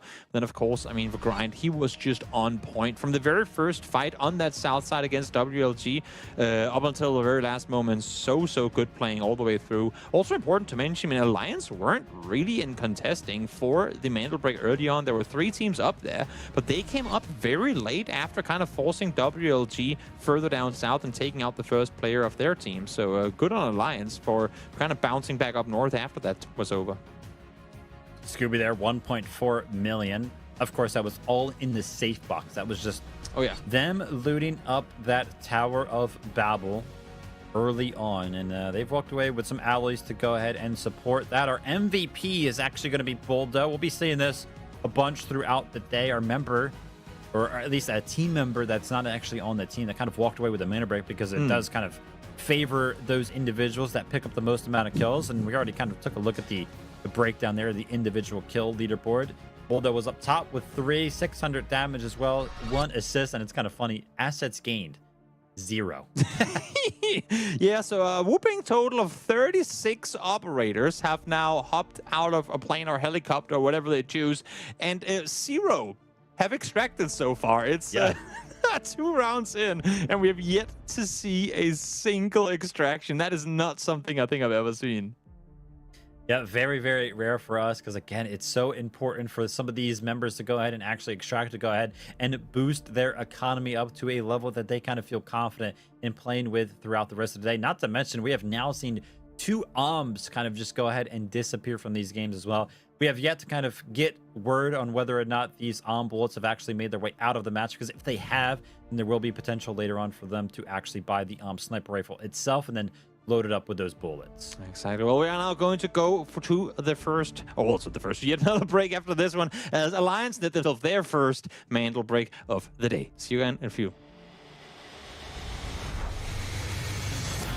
Two members, now the odds are in their favor, 2v1. Everything getting spammed away, and MT getting a little solo. Hang on a second, NL. Look at that, it's an absolute sweep. And Elici's got to know that they're here. Lines them up, even through the shot. You're nuts. The last remaining 3 BOV, they find 2 instant knocks. The Elm's gonna be hopping off that.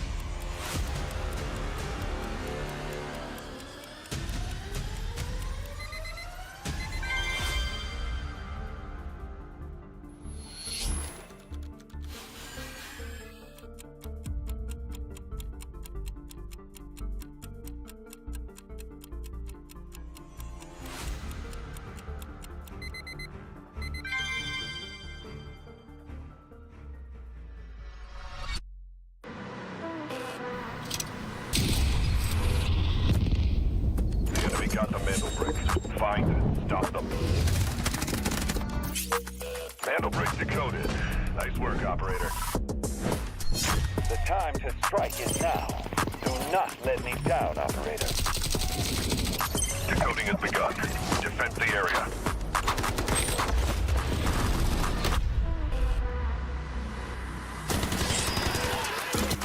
Is about to take the first Mandelbrick of the tournament, and they're going to do it! What goes around, comes around. Oh, not gonna do very much though. You get barrel stuff. Skydie is getting aggressive. See what I did there? You ain't seen nothing yet. Let's knock them off their feet. There we go. So much damage, and there it is.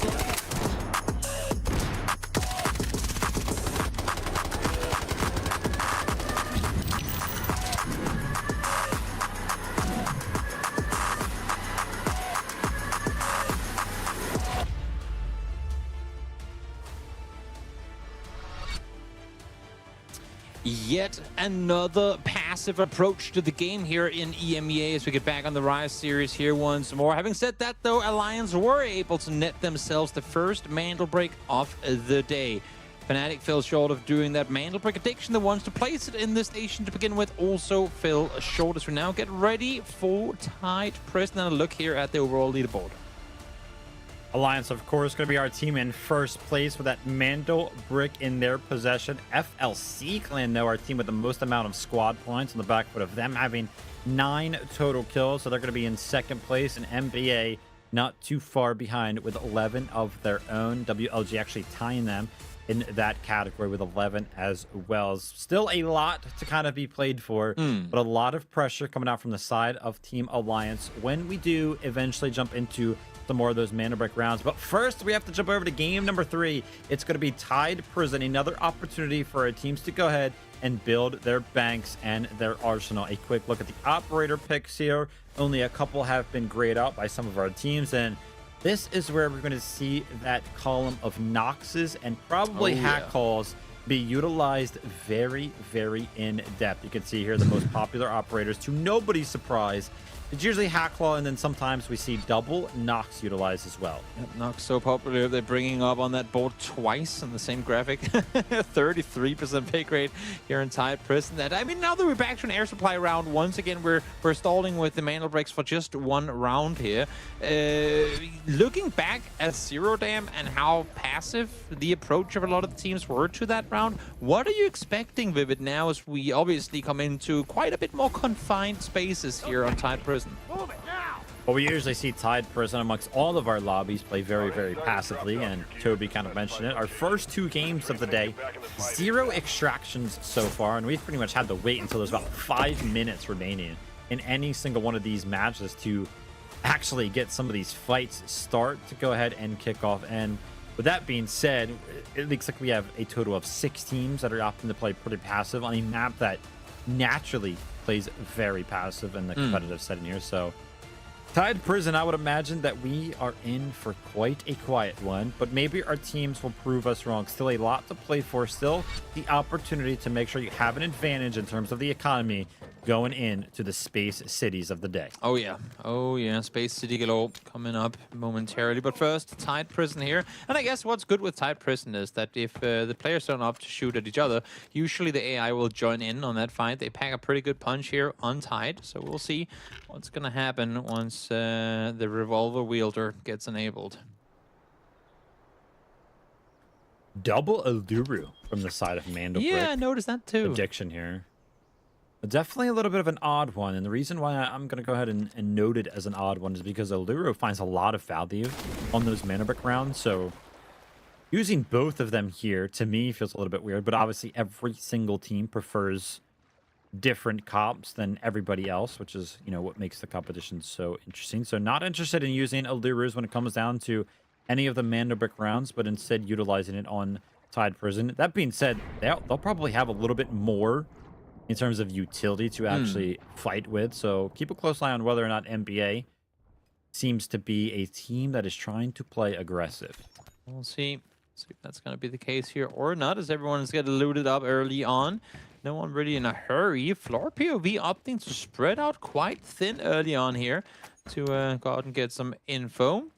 Loot today creates advantages tomorrow. I love some of these one-liners that we have. If the team didn't already feel good, then a little bit of motivation coming in from the lower third is always nice. We have a couple of our teams that are actually pretty well noted as spread out. They're pretty much nowhere near their teammates. Team FPOV are very far apart from one another, and then so are Team Alliance. So a lot of area kind of being controlled by a couple of our teams, but as we do kind of jump around to what some of our other teams are doing, again, they're kind of just riding away as 3-man rosters, and this is one of those positions that we kind of talked about. Yersei here is going to be laying all the way up top, trying to go ahead and listen for those audio cues on that zip line to see if anybody's trying to make something happen. But on the other side of things, FLC, again, they're kind of moving as a 3-man unit, but haven't moved far. No, it's been quiet so far. No big drops coming in yet either. A few golds we saw at the crown just moments ago, but no red pickups just yet, as teams, of course, venturing further forward. We are starting to see a bit of movement, not just everyone hiding behind pillars, but getting the game going. Still in here, just wiping his hands, palms sweaty. You know, a lot of pressure, knowing that you're up against some of the best in the world here.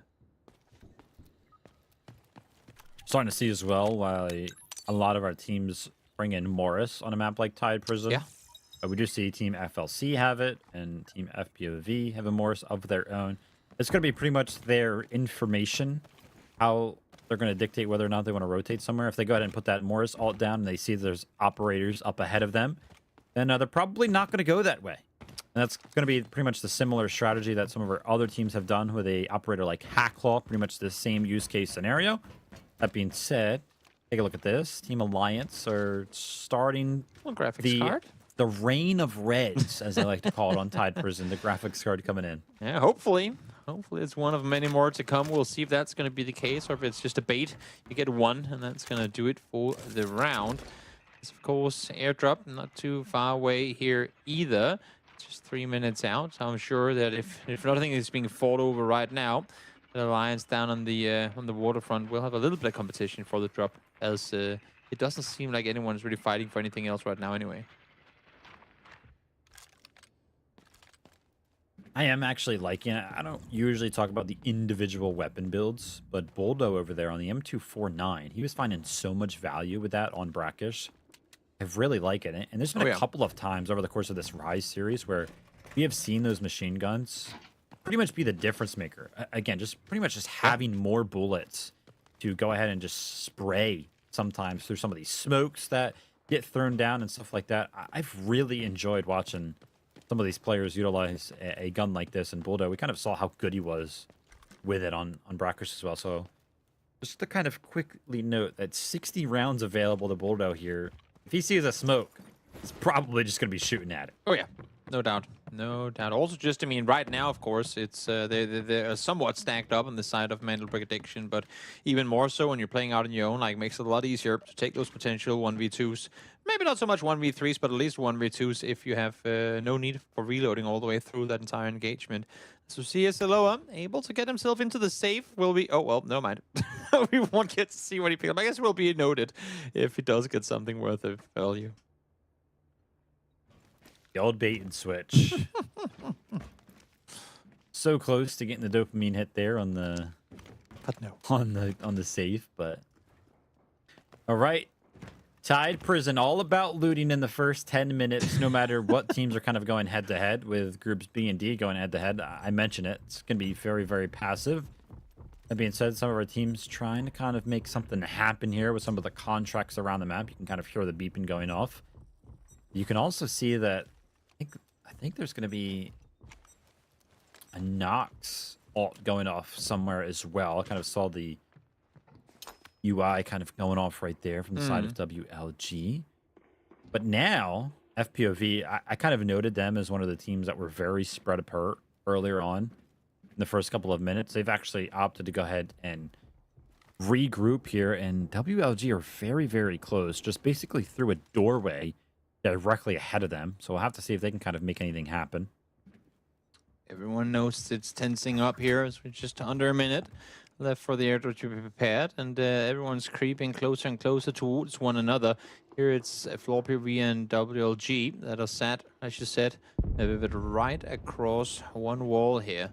But who, again, I mean, is going to be the initiators in all of this, because so far what we've seen in the last two games, no one really dares to go out and make a move here. Maybe Fnatic looks like completing that contract that is required on a map like Tide Prison to get access to some of that gear. For them, it's going to be the M82 this time around. They're going to be having that again. And a quick reminder, remember, Fnatic were the team that picked up one of those airdrops on Brakkesh, and now they've gone ahead and opted to play for it once more, playing for that contract. So a couple of times now they've had access to those sniper rifles. Again, we haven't gotten the information on whether or not they're kind of just using that ammo to stuff it away in the 3x3 safe box to basically go ahead and opt to just buy the sniper rifles again in some of the following rounds and keep the ammo safe. But we do know that the arms themselves, the sniper rifles themselves, have not made their way out of the matches. Exactly. Correct me if I'm wrong here, because obviously your experience in the game is superior to mine, but I do believe I saw in one of the lower thirds earlier that the ARM ammo, actually at this point, like in the new tournament format, you can't save it in your safe boxes. Oh, can you not? Okay. I believe that's part of the rule change coming into the Rise series, that you can't save it. That's also maybe why we're seeing teams be a little more, you know, a little more loose with the ammo, because they know that if they don't extract it anyway, they won't actually be able to bring it down. Or bring it out, I mean.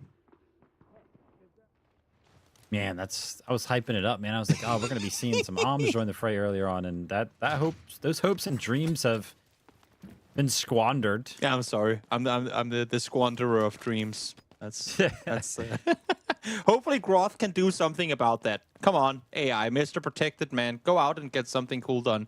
Because right now it's very quiet. We're 15 seconds away from the airdrop landing on the south side, and the Lions have actually opted to play further north out of that position. We'll see if they do opt to swing back and pick it up, but right now they're in a bit of a stalemate with Mandelbrick addiction, so no real hurry for them to go and make a move for it. Yeah, I mean, some of our teams just not interested in playing for what is typically denoted as the most valuable things on a map like Tide Prison again. Fnatic, yeah, they went ahead and completed the contract. They got that weaponry, and actually taking a look at their rotate all the way on the north side of the map, it looks like they're going to be interested in making their way over to the backpack extract, potentially sending out that M82 sniper rifle. But yeah, nobody kind of playing for that airdrop all the way to the south, and it's completely free. But hold up. Take a look at this. A 2 million alloy red there from Kobe. Too shabby. Not too shabby at all. That's FNC, or Fnatic, I should say. Continue their move on forward. What do they get? Anything interesting? Just one of the horns. Huh.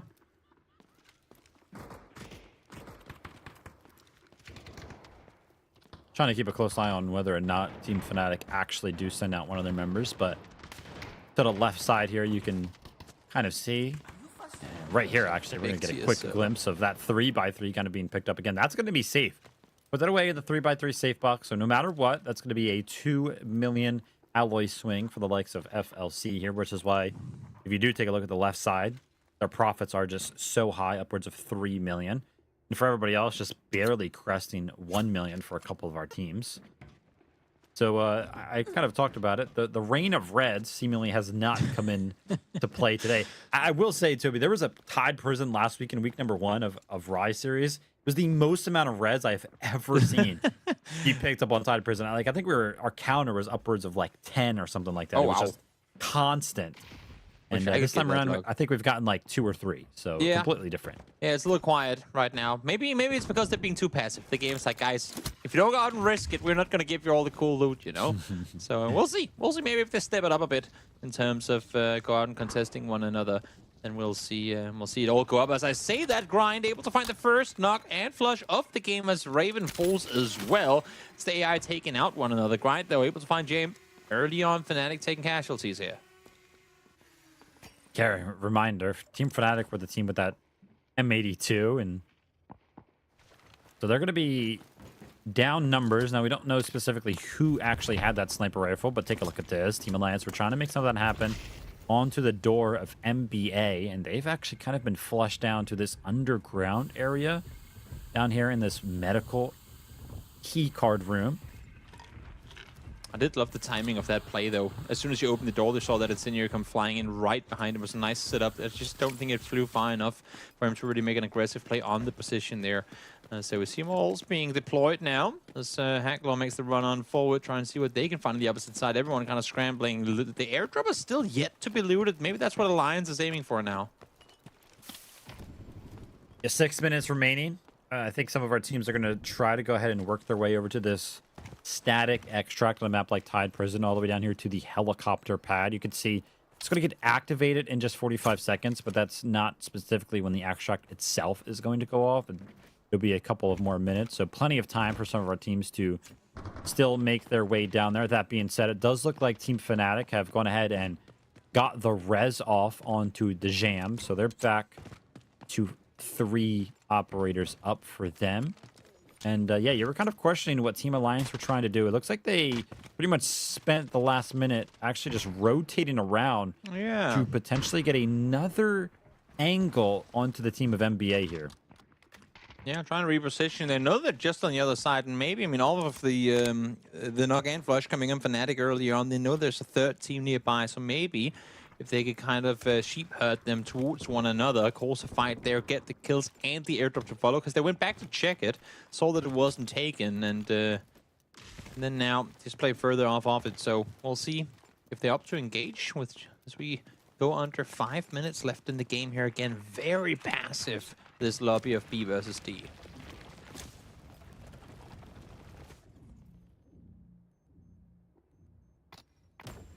More assaults going off, trying to get the information necessary. But, I mean, yeah, still just very, very passive. Just 4 minutes. And, yeah, we've had a knock, but you can see all 18 of our operators still healthy and alive. What's going to be the game plan here for all of our teams to try to make something happen? Again, they keep doing this. They keep waiting until the very last couple of moments here. But take a look at this. Alliance. Grind is going to be finding a knock there onto Skyty. Remember, Team NBA were kind of tucked away, hiding in this little bit of an office area, but the shots were found. But with Fnatic in close proximity, it'll be very, very hard for Team Alliance to actually make something happen on the back of them finding an advantage here. When in doubt, call for Grind, because he's been the only one actually taking fights so far. He got the first one of Fnatic, now he finds himself one more. We'll see what he gets with it. Oh, he's brought down to real low health. Has to try and see if he can get out of here, but no, not quite the case. It's Groth. The AI finds him as he tries to disengage. I told you the Warden here, he's out for blood.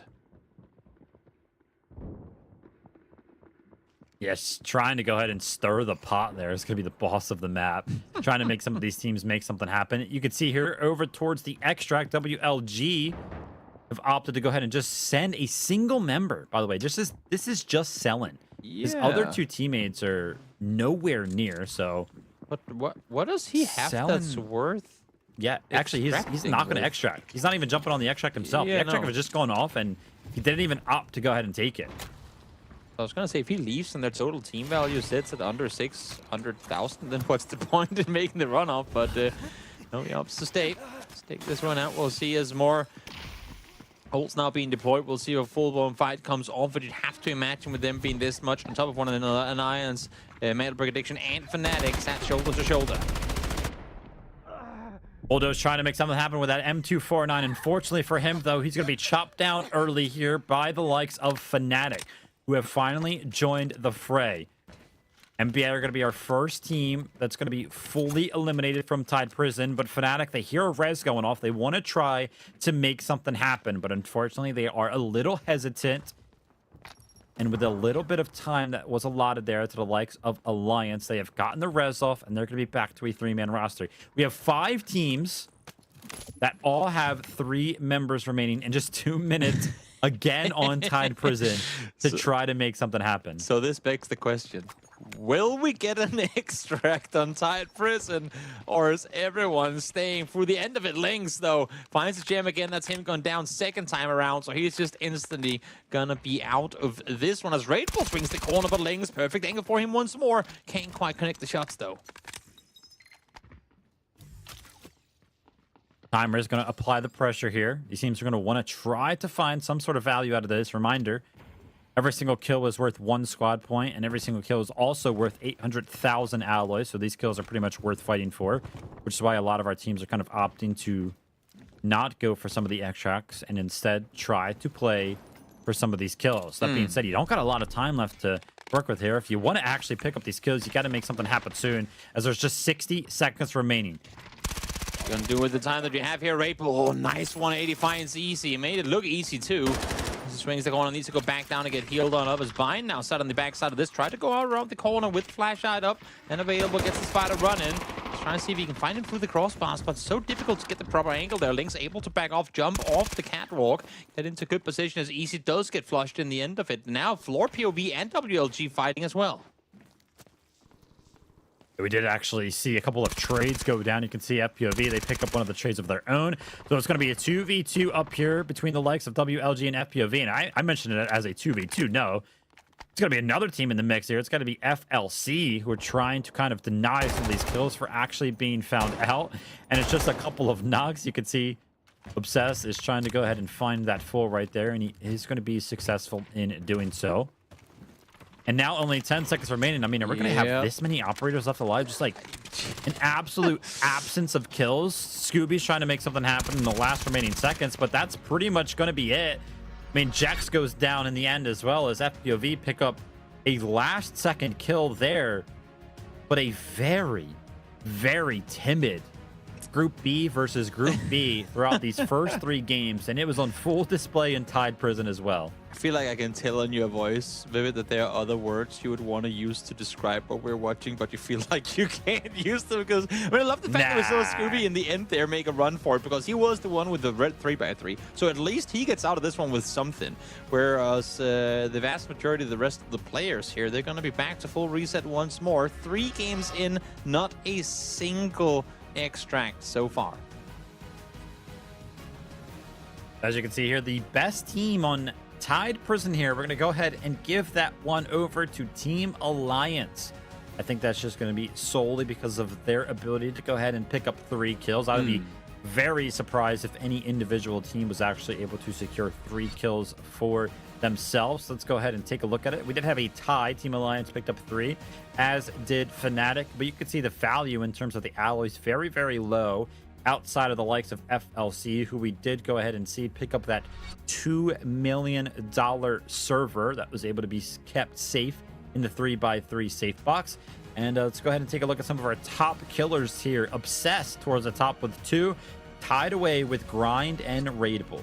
Yeah, tricky one there. Raidable topping the damage bolts in the end of it.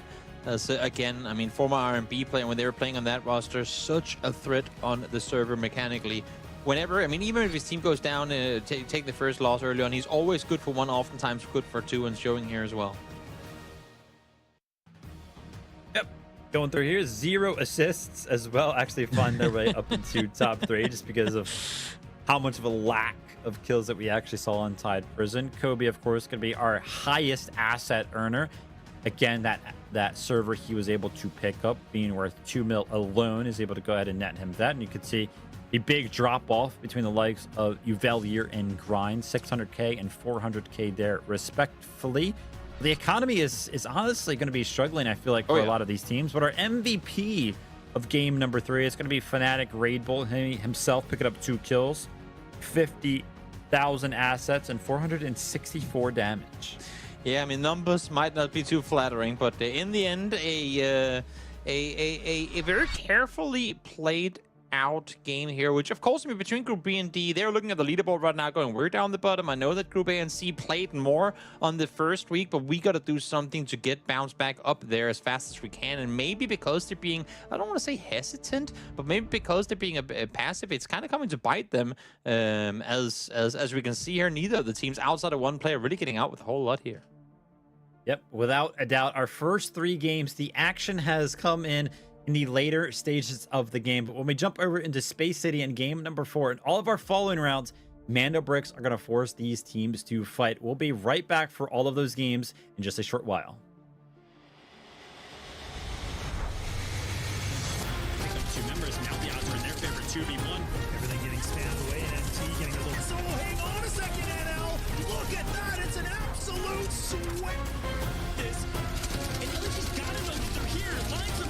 For the last remaining 3 BOV, they find 2 instant knocks. The Elm's gonna be hopping off to that.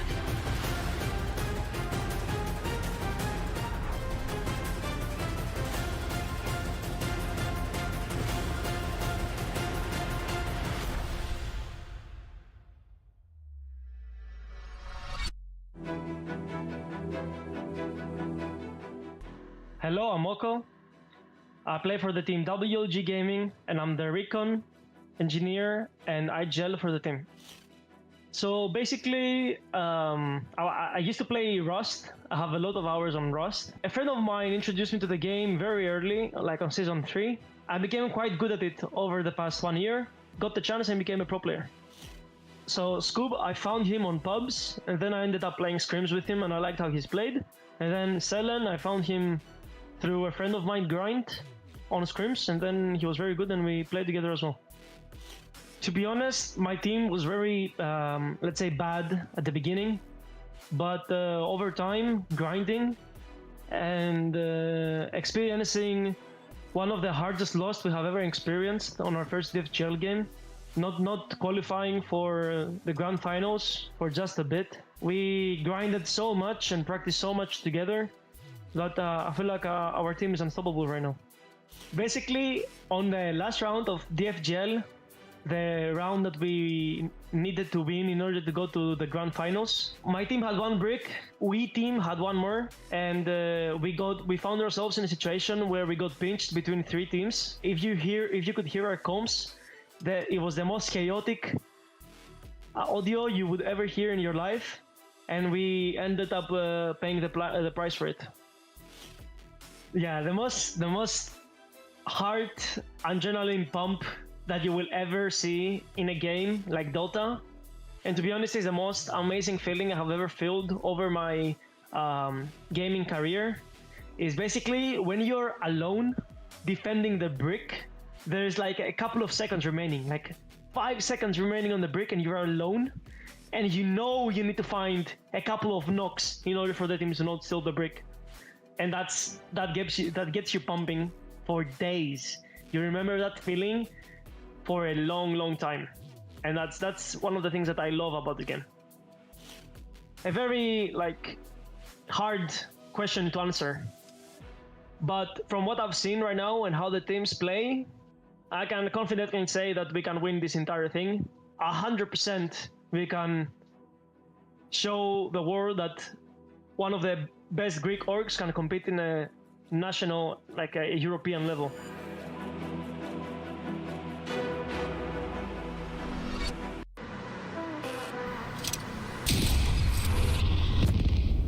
The enemy got the Mandelbricks. Find and stop them. Mandelbrick decoded. Nice work, operator. The time to strike is now. Do not let me down, operator. Decoding has begun. Defend the area.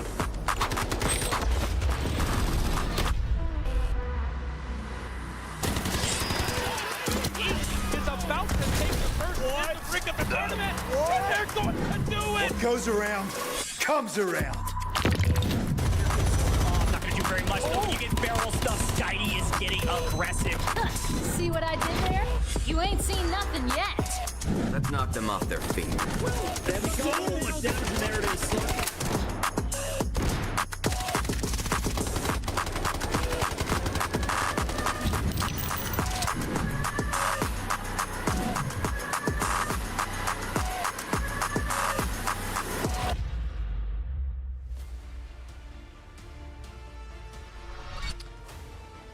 The air supply rounds are all done as we now head over to Mandelbrick galore on Space City Alliance. Now with a chance to finish the day off this very match, unless if some of the other teams can go out and deny them potential second Mandelbrick. Welcome back, everyone, to the Rise Series. I'm Toby, joined by Vivid. And Vivid, it's been a quiet day so far, but something tells me that now that we're heading on over to Space City, we're gonna see things pace up a bit.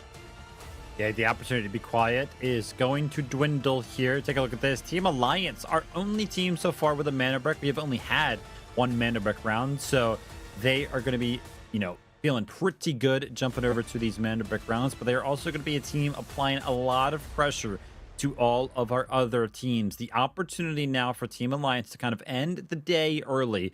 They could do so in game number 4. They could do it in game number 5 or number 6. See if they can go ahead and do it before we make our way all the way to game number 7. FLC Clan, they're feeling pretty good. Their squad points are up there, 14. And we actually remain tied between the teams of NBA and WLG there. They both have 12 apiece. FLOORPOV and Fnatic towards the bottom of the leaderboard. But what we love about this format is that anything can happen. It doesn't matter if you're towards the bottom of the leaderboard right now, because the fact that any team could go ahead and pick up 2 Mandelbricks and just win outright regardless of their squad points is what gives these teams hope. Oh, definitely. Definitely. As you can see, 3 Space Cities in a row, and then coming over to the final one could potentially be a Brakkesh, could be a Space City. Depends. The last place team gets to choose which map they want to play should we go all the way to round number 7. As we now again take a look at the operator picture, more being grayed out. Gizmo's been double picked by WLG, so they won't have him. But now that we're in Space City, we are looking at a lot of Lunas and a lot of Tempests to be picked up.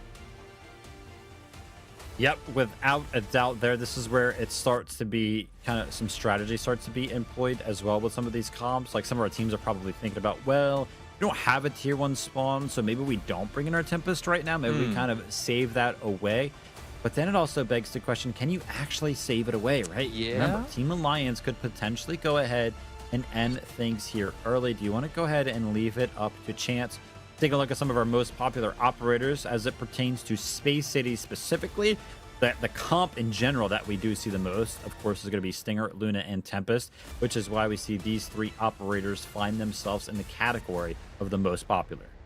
We'll see. I wouldn't be surprised if pretty much all teams are going to be fielding these specific three, or at least a good half of them will be. That's a 22% pick rate for Tempest. I've yet to see people up to double use Tempest just because of the value that having one brings into each round. But maybe there's a world where that happens someday. I don't think Space City or today is going to be that day, though.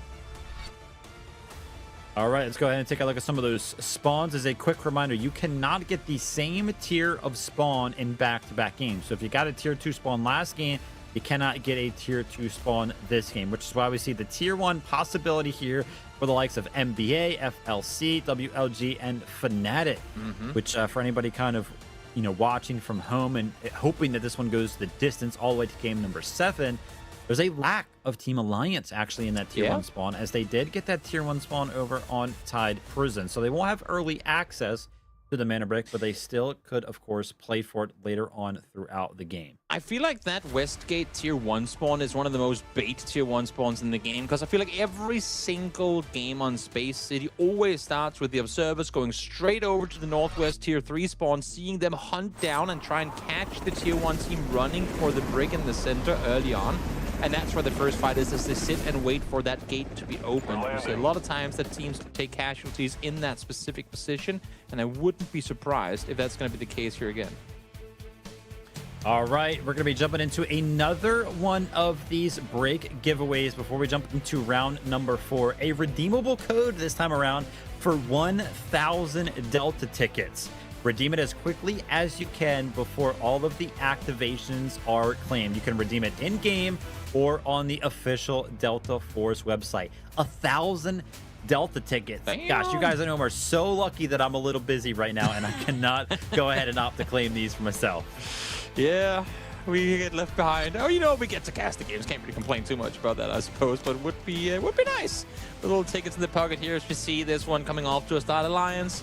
They won some match point currently, ready to get a move on. And this is exactly what I was talking about before. Look at the amount of utility being spammed already over towards that west gate, but the smokes have been deployed.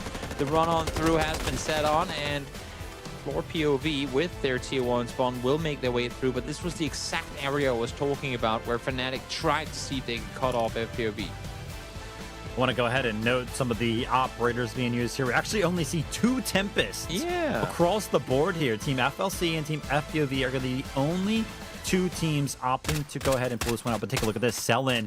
Oh, no. Grind was kind of laying in tow. I'm not entirely sure what the gameplay there was for Grind. He was kind of staying behind his 2 teammates to try to potentially go ahead and pick up some information on where some of our teams were rotating. But he gets picked up there, and he actually gets dropped down into the water. So the res itself is going to be pretty easy for Team Alliance to go ahead and find this one. But whilst we go ahead and watch this res kind of come in, let's go ahead and take a look at some of the loadouts here. We see NBA have actually opted to bring in some of the gold armor, as has FLC. Playing big. They want all of it, especially considering the fact that no one's been able to extract yet. It goes to show what value everyone has to save. I mean, I feel like the ones that are bringing in full golds in rounds like these, knowing what little they've brought in prior, they're pretty much going all in. Like, they want the Mandelbricks in these rounds, FLC and NBA, that is. All right, we're about to hit that 16-minute mark here. Team NBA are going to be one of the teams that has early access to this Mandelbrick, but with the lack of a Tempest and the fact that the boss is in the center of the map, it would actually be pretty difficult for them to make any sort of rotation toward this initial Mandelbrick. And that being said, I mean, we can see from where we are currently looking that NBA are a team that is, of course, in the center of the map. But outside of them, there's only Team FLC. And all 4 of our other teams have actually not even made their way to the center of the map in general yet. So very passive as we kick things off here. Team FPOV and Team Alliance are going to potentially get themselves into a fight. That Luna dart, by the way, from the side of FPOV, Blake sending that one, did pick up on the location of Link. So they do know that a team is in the general area. Exactly. What will they get with it? Not a lot to start things off, though. Yersei jumps for info early on and gets immediately picked apart by Easy. What a great shot coming through from the Alliance player. Nice off angle there as they continue to push on forward. Yeah, super difficult once we jump over to some of these later rounds to actually handle some of these marksman rifles and sniper rifles that start to pretty much come out 100% of the time for some of our teams. Does so much damage, and some of these headshots landing from gold bullets and a marksman rifle onto a purple helmet sometimes just does way too much damage. But Team Alliance, our team in first place, and a Mandelbrick already captured. You guys are up 3v2 in this fight. I know we've been pretty passive throughout the day, but now's your chance to play aggressive. They're going for it. They did allow for the rest to come through. Playing a little bit of slow links, though, is the spearhead of this one. Almost has the ult up and ready to work with as well. Goes for the spray for the smoke. Can't quite connect. That's almost a miracle because those bullets were swimming right by the ears of the opposition. But again, just a little bit of a hesitation. You got to imagine if they started to make this push just 5 seconds ahead of when they actually opted to, they would have been in a position to deny that res. But because the res actually comes in there, and as a reminder, this is why we kind of see so many stingers, because stinger just finds so much value.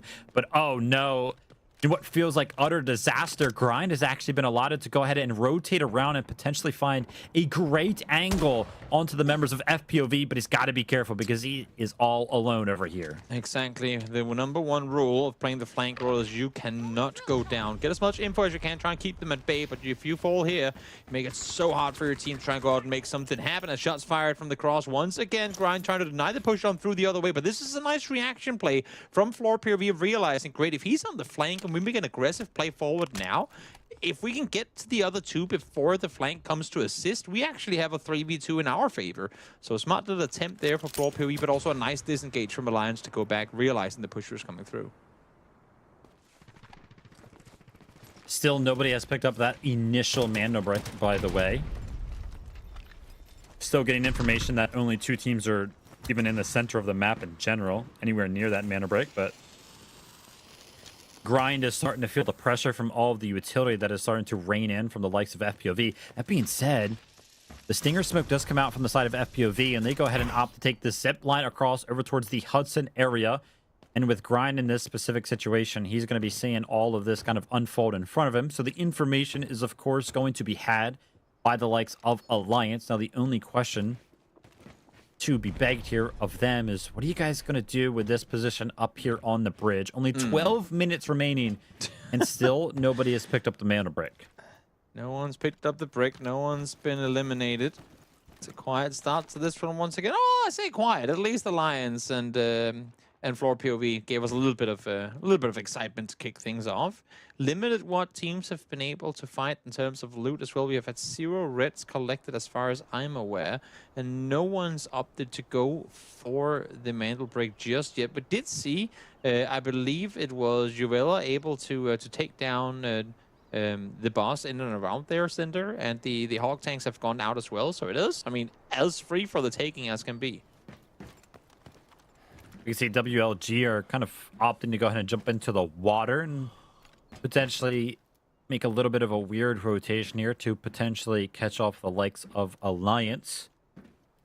That being said, it is going to be worth noting that, you know, over the course of the next 4 games, there is a win condition for a single team here.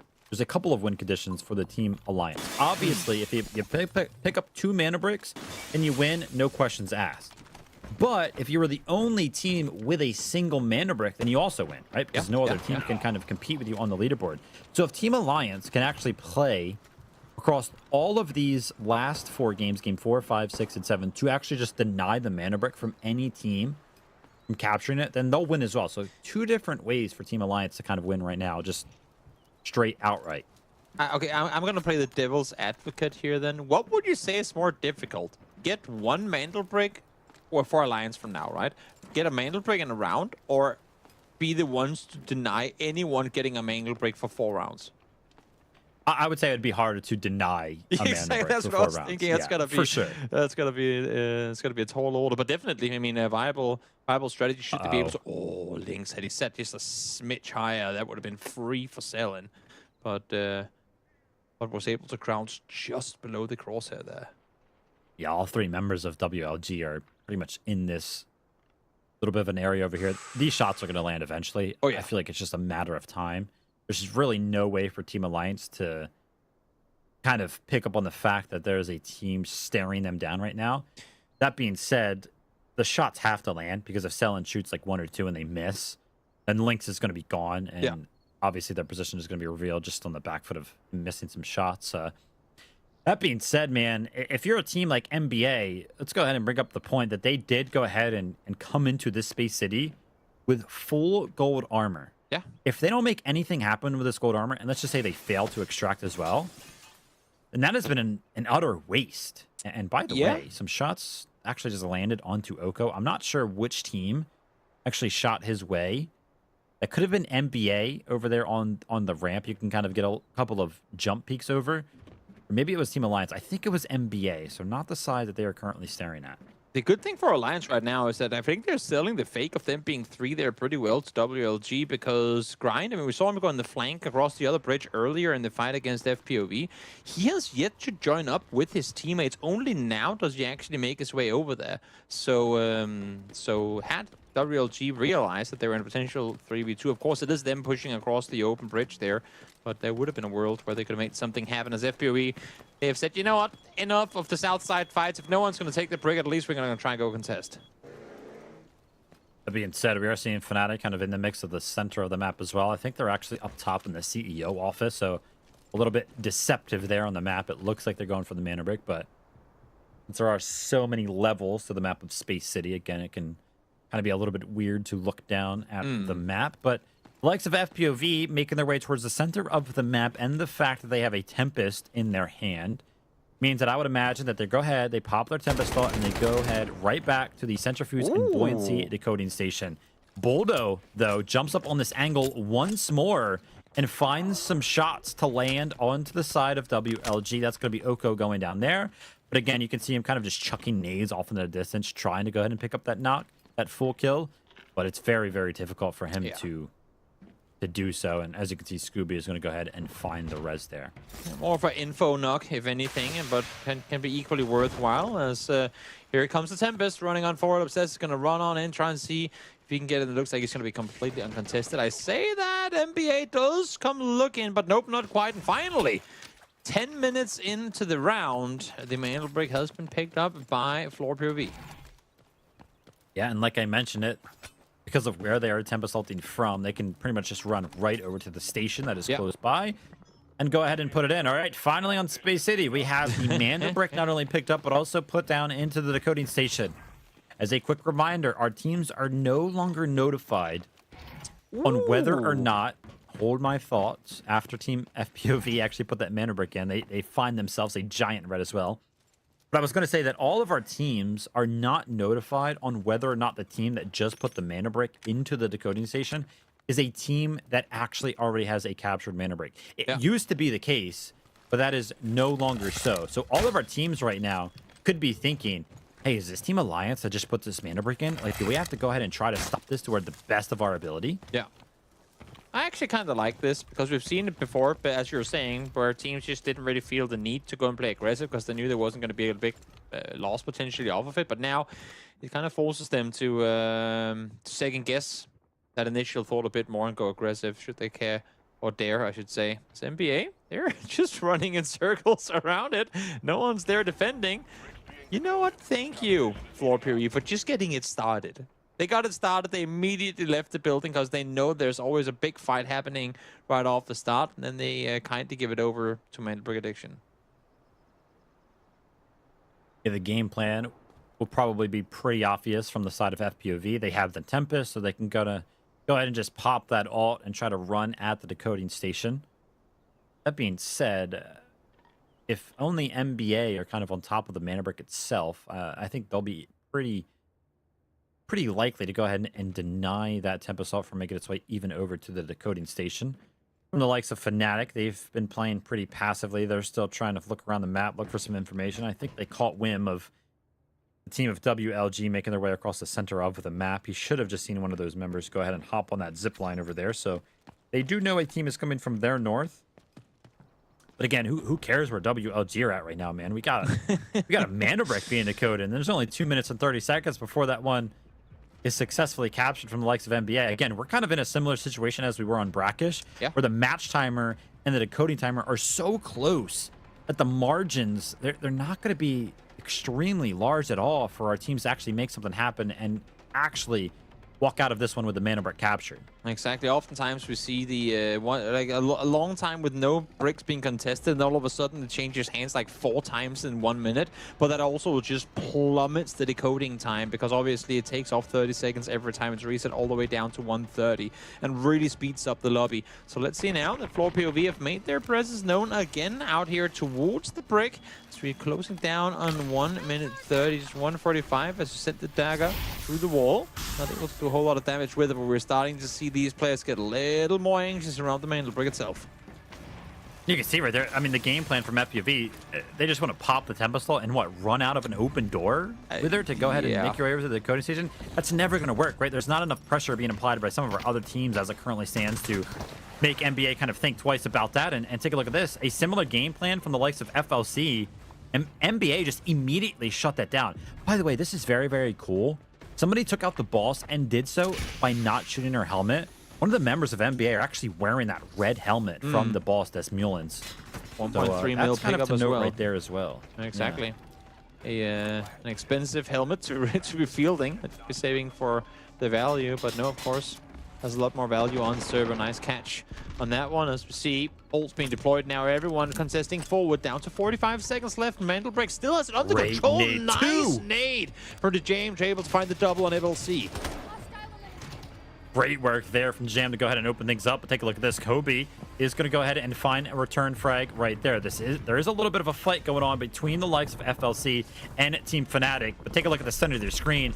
The Mandelbrick is going to be seized in just 30 seconds. NBA have successfully defended across the likes of Grind, trying to go ahead and jump into the action here. A couple of shots start to get exchanged here, and that's going to be easy, finding one of the return frags onto Buldo. So now the team that is in control of the Mandelbrick, they only have 2 members left remaining. You can see for the likes of one of them, they've jumped onto the coding station. This is an all-in approach from the likes of NBA. 5 seconds remaining, all gold armor. Utility is raining in. A couple of seconds before they secure it, does one of them stay alive? Skitey does it with a sliver of HP. He stays alive with 15% HP. And NBA walk away with a Mandelbrick on our first Space City. And as soon as the brick comes to an end, the kill feed lights up like a Christmas tree. What an insane couple of seconds we just had there. We lose along the lines of 8 players in the span of 15 seconds, as everyone was either fighting at the decoding station itself or trying to make their way towards it. And that's really what works out the best for Mandelbrick Addiction in this particular case, is the fact that, I mean, everyone was so busy fighting one another, trying to just get there, that they ended up taking out one another and themselves before they even had a chance to try and decode it itself.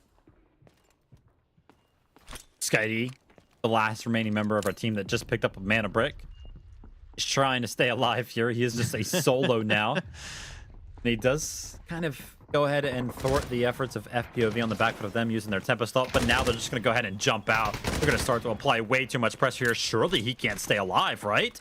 Blake takes a lot of damage. He jumps around the corner and he goes down. And Skitey gets the kill. That alone is worth it. 800,000 alloy and a point on the leaderboard as well. No way. And with Skitey kind of holding off FPOV, take a look at this. WLG actually joined in on the fight and made FPOV kind of think twice, but they've gone ahead and opted to try to go ahead and switch up the approach here. But you can see the hesitation is there as well. Yursei is trying to go ahead and peek his head out.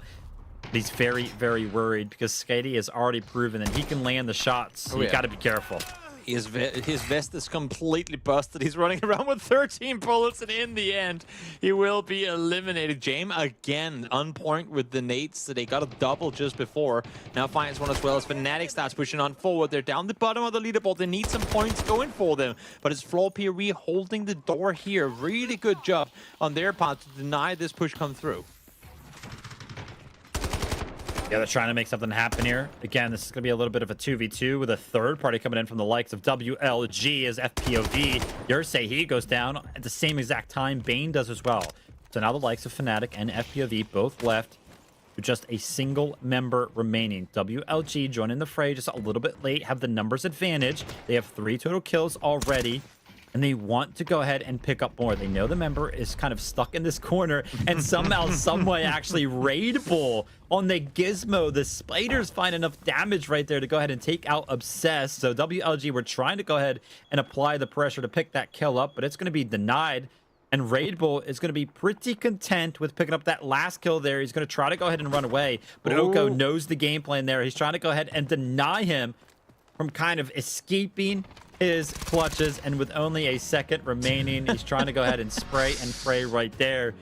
Not able to go ahead and sniff out the last remaining member from Team Fnatic, but the investment was in from the likes of NBA. They brought in all of the gold armor, and it paid off as they're going to be picking up a Mandelbrick of their own. Huge round for Mandelbrick Addiction. Again, a team that a lot of fans and viewers had their eyes on for going out and getting big things done. They didn't have the strongest start to week one, but here they come back and as ready as ever to go out and make big things happen here in the first Space City game, which, surprise, surprise, also had 0 players extracting.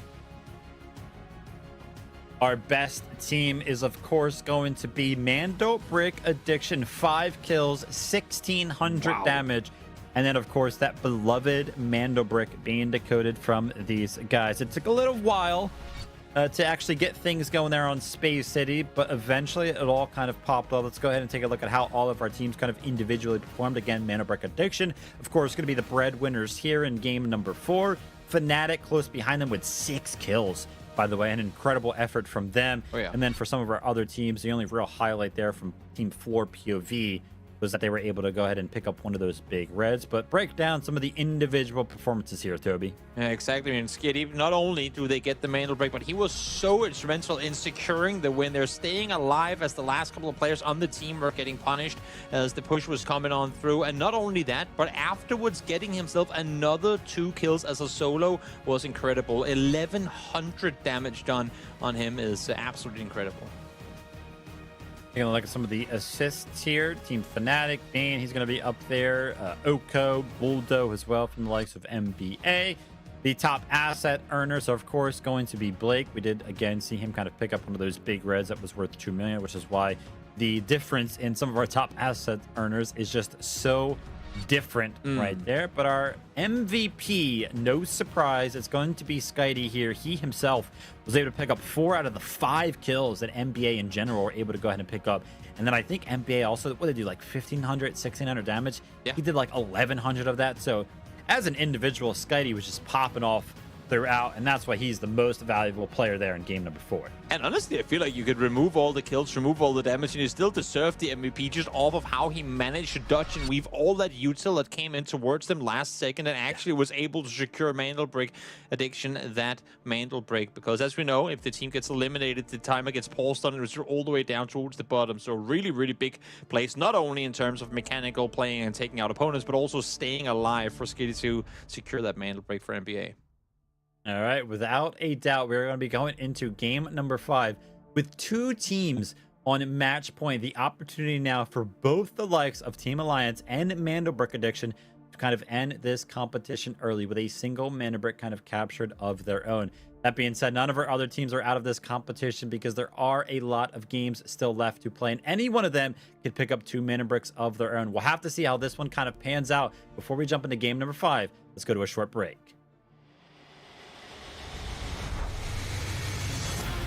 Members, now the odds are in their favor. 2v1. Everything getting spammed away, and MT getting a little. So hang on a second, NL. Look at that. It's an absolute sweat. This. And Elliot's got him. They're here. Lines them up, even through the shot. You're nuts. For the last remaining 3 VOV, they find 2 instant knocks. The Helm's going to be hopping off that.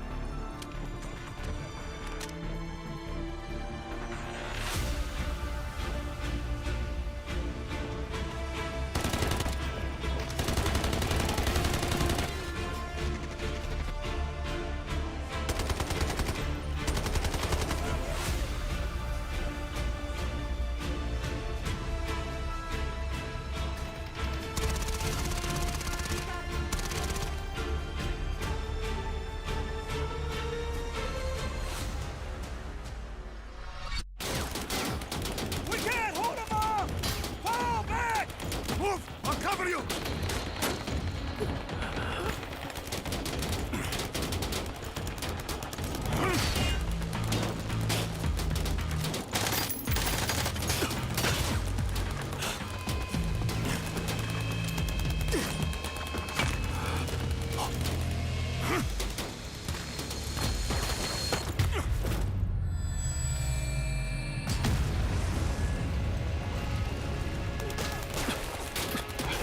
I'll get you out of here.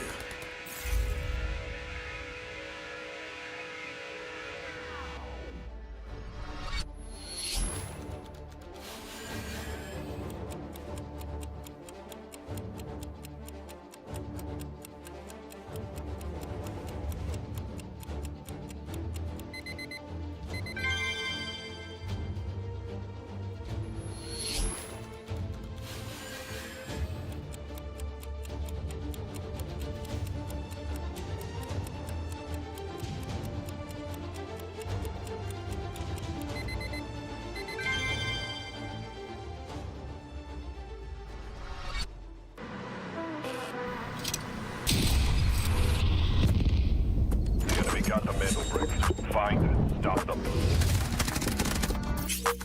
Mandelbrick decoded. Nice work, operator. The time to strike is now.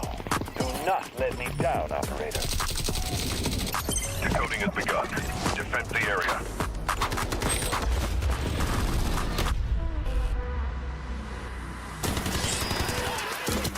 Is about to take the first Mandelbrick of the tournament. And they're going to do it. What goes around, comes around. Oh, not gonna do very much though. You get barrel stuff. Skydie is getting aggressive. See what I did there? You ain't seen nothing yet. Let's knock them off their feet. There we go. So much damage, and there it is.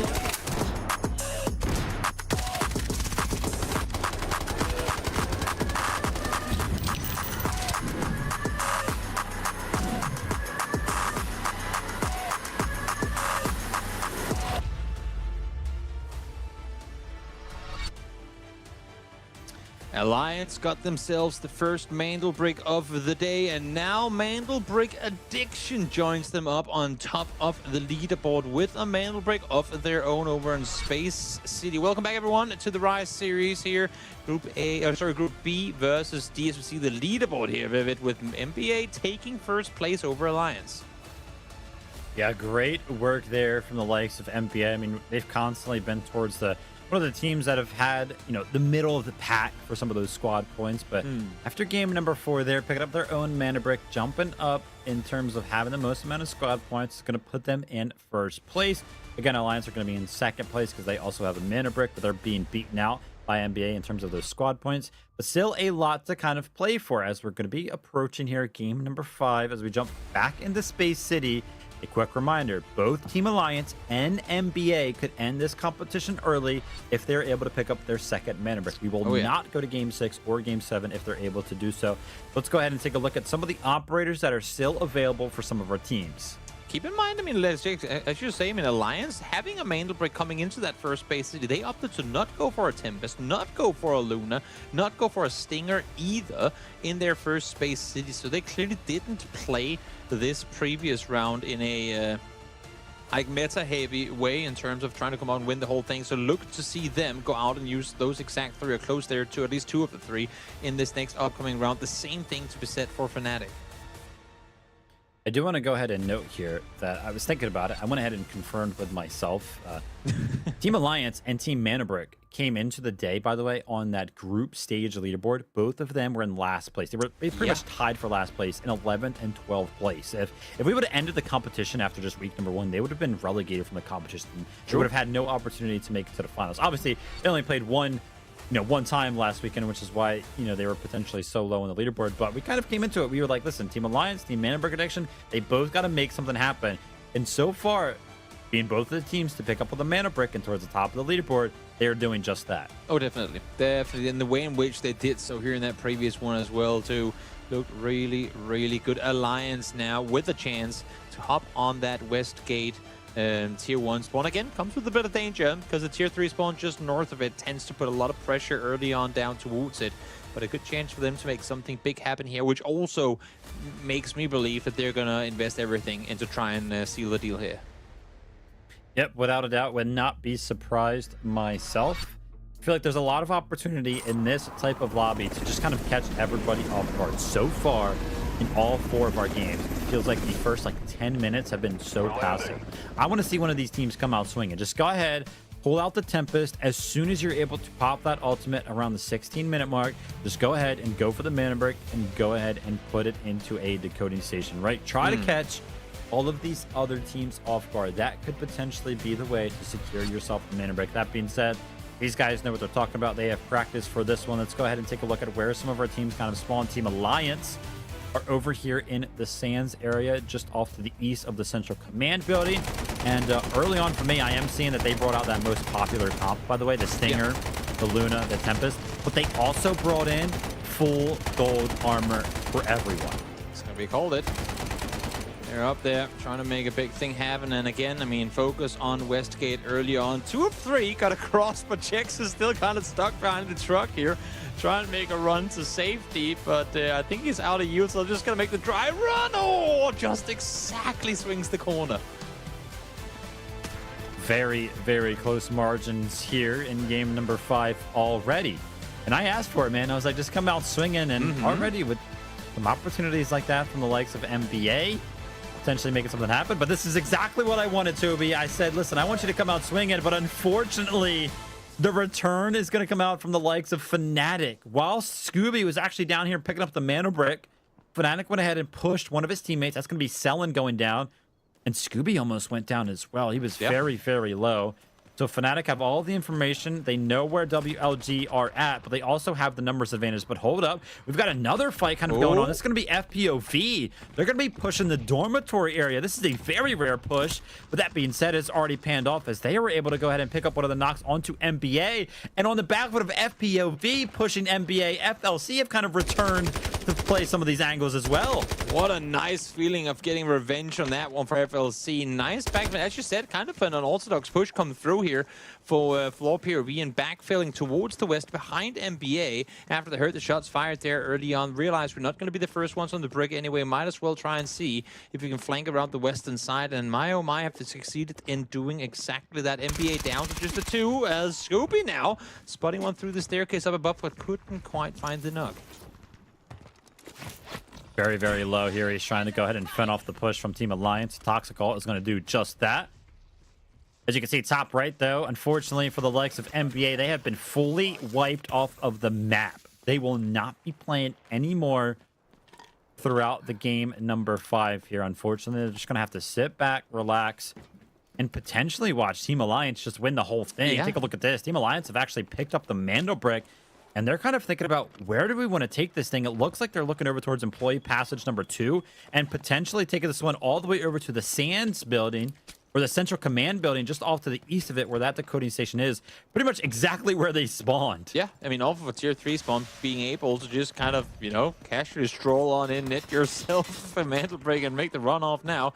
Not going to be complaining about that whatsoever as they transition over the pipes. Oh, no. Oops. That's, there you go. Oh, they're still going to go for it. They're still going to go for it. Ooh. Team Fnatic are trying to go ahead and mow them down. They know they have to cross across this. And actually, 2 of the members, Easy and Grind, they go ahead and successfully make their way all the way across. But Lynx is going to go ahead and abandon ship. He's going to jump into the water there. So we'll be able to join up with his team in just a short while. But Team Alliance are going to be able to put the Mandelbrick in. It was Easy on that Tempest that made it across first, across those pipes. So he had the Mandelbrick in hand. And he goes ahead and puts it in. All right, Team Alliance. They could technically end things here in game number 5 if they're able to secure this Mandelbrick. Undoubtedly the earliest brick we've seen placed in the Dakota. Do you think all the teams now... I mean, what would your immediate thought be that it's them on it, going for it? Or is it just another team hoping for a quick pickup?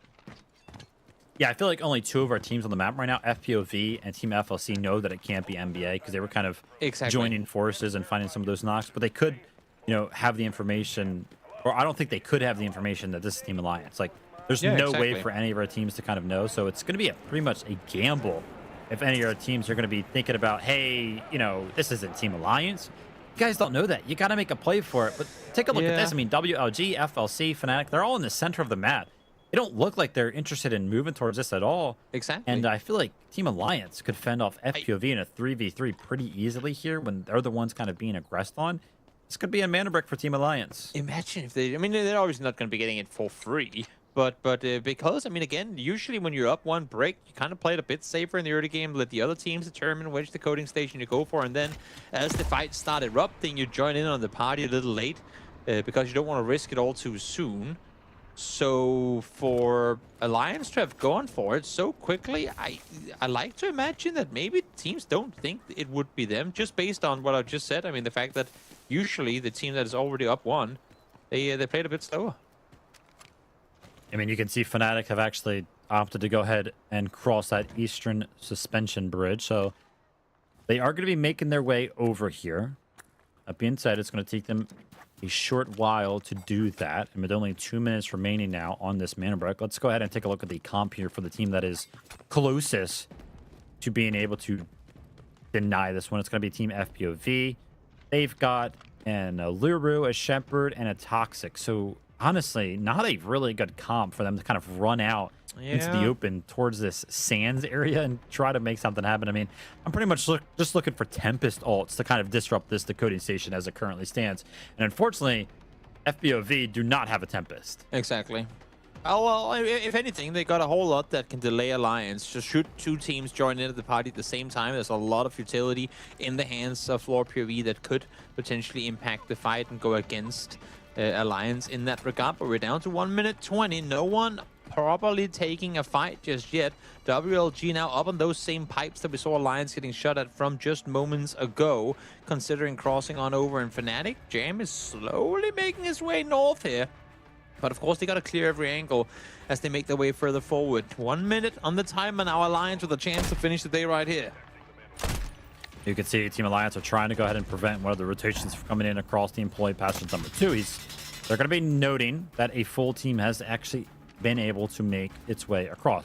That being said, Team Alliance have almost done everything that they've needed to. There's 40 seconds remaining, and you can see they're kind of actually converging on the Mandelbrick itself and kind of just grouping up, because they're going to essentially just play to defend this with their lives, with their bodies. For sure, this is an all-in for them. They got everything they need in order to make this happen, but there's 3 teams surrounding them. But this is the issue again. No one is daring to go. No one is daring to take the risk of falling to save the lobby effectively, to allow for them to play for one more day. 15 seconds left on the time, and now finally we got to run them through, but it's just Selen making the run alone. Grind does get eliminated, but we're down to 7 seconds. Alliance are going to be doing it right here, right now. No one daring to be the first movers, and thus Alliance gets the double break.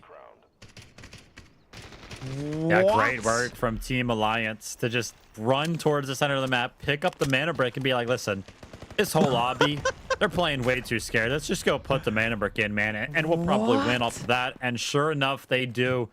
Everybody very, very hesitant. And on the back foot of that, yeah, Team Alliance are just going to secure it. A 4-minute decode comes in. Super rare in competitive Delta Force for nobody to even steal it a single time. And it was just that. It was time that made the difference. There was just no time for any of our teams to actually make anything happen. Vivid, you say that, but there was 3 teams like on each their side of the position for like a solid minute. But I think the thing is, no one, I mean, speaking of how passive teams played in the previous rounds, no one wants to take the risk of what if we fail and we fall, you know? Well, sure, you might fall, but that means you get a chance in the next round. Now you've just voided yourself of any chance playing anymore today, because Alliance got the whole thing because no one dared to make a move. Yeah, first and second place, by the way, is completely locked in. Like those 2 teams, Alliance, first place no matter what happens. NBA are second place no matter what happens. Now, for the last 4 remaining teams, technically they can kind of shift around the leaderboard here, as we're going to be taking a look at Lynx, kind of pick up one of these victory lap kills here, and he almost picks up a 3-piece in a matter of like 4 seconds. If that nade lands, could do a lot of damage right there. It does go ahead and chip away some of the health of some of the members of Fnatic, but the reset here for Lynx. Is he going to get this res off? No way, right? That'd be insane. It would be an insane commit. Not only do they win the game, but now they get to add more points to the overall leaderboard as well. Of course, it's not just a standalone day of games. You have an overall leaderboard that you're playing towards as well to get as much going as you possibly can. As Fnatic here, they want to get Jam back on his feet because, of course, they're now all fighting for that third place spot with no one down there being able to pick up any Mandelbrick. So it's a big fight coming through because look at how close they are on their scores. 18, 16, and then double 15s. Yeah, these teams can definitely jump into that third place spot no matter if where they currently stand on the leaderboard. So still something to be played for here for all 4 of our teams. It's going to be all about the kills, as they're going to be 1 single point each towards their squad points, which is of course going to be the difference maker. But the aggression is coming in from the likes of WLG on the back foot of the Toxic Alt landing. Scooby was very, very low right there, but he jumps out in the open anyway, and Bane is going to be knocked on the back foot of him playing very, very aggressive. The return frag comes in from Raid Bull, but it's going to be him on the Tempest Alt being knocked, so he's going to be sent all the way back to his initial location. But it's going to give WLG the opportunity to go ahead and reset to a full 3-man roster, and they're going to have a 3v1 up against the last remaining member of Fnatic. But take a look at this in the central command building. FPOV, they've got a wipe of their own. That was them versus FLC, and they come out the victors of that one. Exactly. Fnatic still up in first place, but they get -1 for the elimination. So now we got a 3-way tie at 17. No making FPOV so passing, enabling an 18-point position. Get one more. Now tied once again, and they're surpassing once more. They're jumping back and forth continuously, taking turns sitting in third place for a second at a time. WLG and FLOORPOV really, really close right now. Completely tied on the board. My, oh my. By the way, Lynx did actually manage to drag Easy all the way away to a safe position to pick up this res. So Team Alliance, they're back to 2 members. They're back to a duo. I mean, but it doesn't really matter, right, Toby? Like they already won. It doesn't matter you say what this, happens. but for them it doesn't really matter. But imagine the impact that they can now have and who gets to get third. You know, like they're still 2 up. They have literally nothing to lose. Just go in here and be a nuisance. I think that's the play here, as we see more eliminations, more knocks coming through. FPV up to 20 points so far. WLG, though, trying to take the fight in return. Obsess is down to low HP, and he has a teammate knocked already. So there's a chance for WLG to claw back in it. Yeah, Blake actually found an initial knock onto one of the members of WLG. So Yersey was trying to get aggressive, trying to go ahead and deny that res. But with a little bit of help, that res is actually going to be getting denied, as Lynx has kind of rejoined the action right here, as has the likes of Easy. But unfortunately for him, he's going to be getting knocked. And now it's going to be once more just Lynx to be the solo for the likes of Team Alliance. But you mentioned it. Yeah, Team Alliance, they can't boost themselves up the leaderboard anymore because they're in first place regardless, but they can kind of play disruptor. They can try to deny some of these points from some of these other teams. And with that flank coming in from the side of Alliance, they're pretty much going to be denying that third place spot from WLG, as with 2 of their members down, it's going to be pretty hard for them to kind of do anything here. Oh yeah, definitely. But yeah, I mean, it's a long season, right? In Alliance, I mean, a lot of these points go over. So for Alliance, they can really make enemies and friends, I suppose, of the lobby that they're in right now for the weeks of play to come. Depending on how they choose to play this, but of course, being down to just the 2 here and running further towards the center, looks like they're outing themselves a bit out of this fight. Have we actually had an entire day now at this point without a single extraction? I guess we have. That's a good point. We have had a whole broadcast without a single extraction. That is. I mean, I probably figured it was going to happen eventually in my Delta Force casting career. I did not think it was going to happen this soon. Yeah, crazy. Teams have just been sending it to the last seconds.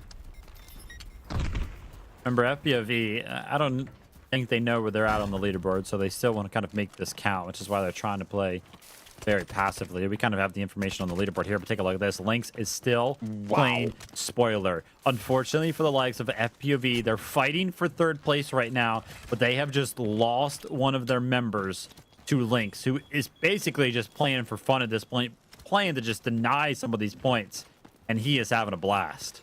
It's crazy. Absolutely crazy. Remember, they lose points whenever they fall, so FLOORPOV, while they're up 2 right now, and the WLG is just as Cell and left alive, There is a weird world where Selen actually manages to surpass and go into third, but it's not going to be easy at all as he gets himself the double, the full wipe, as Lynx takes out the entirety of FLOORPOV.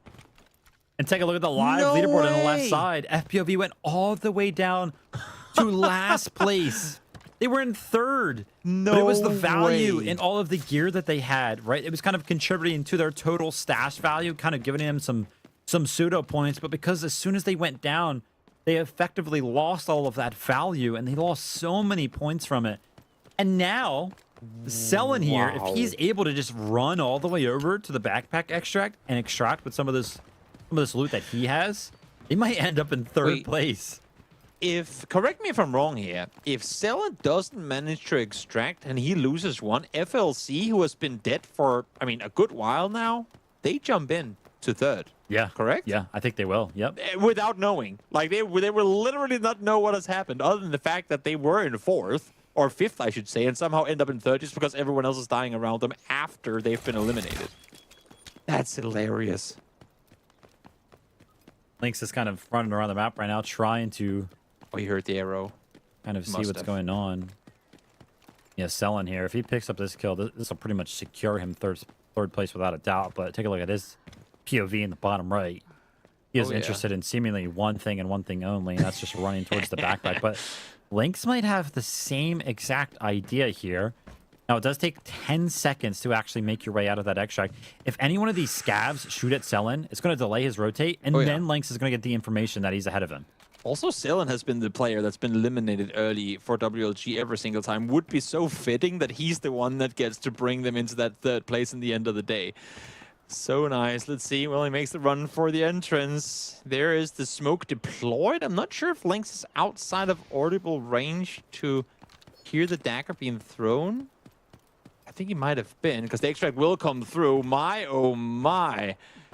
They actually make it into third WLG, all thanks to Lynx picking up a 1v3 on FLOORPOV. That is insane. Yeah, Lynx had kind of stopped running right there because he was thinking about just waiting in tow for somebody to kind of run his way. But that being said, Lynx is the last remaining member on the map. And as a result of them picking up match point via 2 Mandelbrick secured, we're going to be seeing the aerial support kind of fly in to denote the win here for Team Alliance. This is a special little thing that happens when one of our teams is able to go ahead and win the competition early and still be alive on the map. So we're seeing the helicopters to kind of help Lynx celebrate here, but Lynx had a victory lap of his own that kind of celebrated enough. I mean, he had a victory lap, and then he ran another victory lap, and then he took an entire team and took a third victory lap. This man was all showboating for the last 10 minutes of this game. What an incredible finish for Alliance. As you said, Vivid, they were all the way down the bottom of the leaderboard at the end of week 1, but what a turnaround here on day 1 of week 2. Cannot wait to have the opportunity to talk to one of their members. Lynx is going to be extracting from the map here. You can see, come on, man, we gotta get it. We gotta get a reaction here. A fist bump, He's so calm. Smile, maybe. But yeah, no, you can see for the likes of Team Alliance, we're like, hey, man, I don't know what the other teams were doing. We were able to pick up 2 Mandelbricks, and they're gonna be pretty happy with their performance here on just the second time that we have seen them on the big stage. You mentioned it. Yeah, week number 1 with them was rough. They were all the way in last place, but after today's performance, they're going to fly up the leaderboard. They are the best team in game number 5 without a doubt. Of course, they had 5 kill points, 1200 damage, but it's all about that decoded Mandelbrick, as that was their second of the day. Huge, absolutely huge. And you know what's fitting as well? The last game, the last 2 players are our first extracts of the day. I kind of wish Selen hadn't extracted, just so that the only extract was the winning MVP extract at the end of the day. Would have been such a cool way to finish it all off. But Lynx, 5 kills in this match, 3 of them coming against FPOV, set right behind him on the board here too in the final moments of the game. Let's take a look at some of our top damagers. Lynx, by the way, I mentioned it. Their team as a whole had 1200. he himself has 1,000 of that. So an incredible individual performance there from Lynx. As we go through some of these stats here, we can see Blake was kind of in the mix, helping his team out, Oko, and as was Obsessed. I mean, FPOV, I think they were able to pick up a total of 6 kills, so no surprise to see a couple of their members up here kind of helping out. They themselves get some of those kills. The top assets earner, it's going to be Lynx. Again, is able to kind of extract. Yursei there for FPOV. And then Selin as well. You kind of mentioned it, making his way out through Backpack to hopefully secure 3rd place for the likes of one of their teams. But the MVP of game number 5, it's going to be Lynx. Just 5 kill points, 1,042 damage, 900 assets gained. Absolutely huge performance. Not just 5 kills, but the impact all those had. He pretty much went in and full Bob Ross painted the leaderboard at the end of the day as he so wished. What an incredible finish. And correct me if I'm wrong, wait, was it Lynx that got the rest in the very end of it, or was he the one to get rest by a teammate? No, he was the one that was resing Easy, who so he did that as well. Yeah, Easy went down shortly after, but he was Superman, Iron Man, and Batman at the same time in that game. That was, I mean, absolutely incredible playing coming through from Lynx. Yep, without a doubt. So Team Alliance do it all today. They end our competition early, just in game number 5. As a quick note here, guys, follow DeltaForce_game across all socials. And if you want to download it, go to playdeltaforce.com as well. Listen, you saw all of the fun that we had today, so I'm sure you want to kind of jump into all of the action yourselves. Definitely.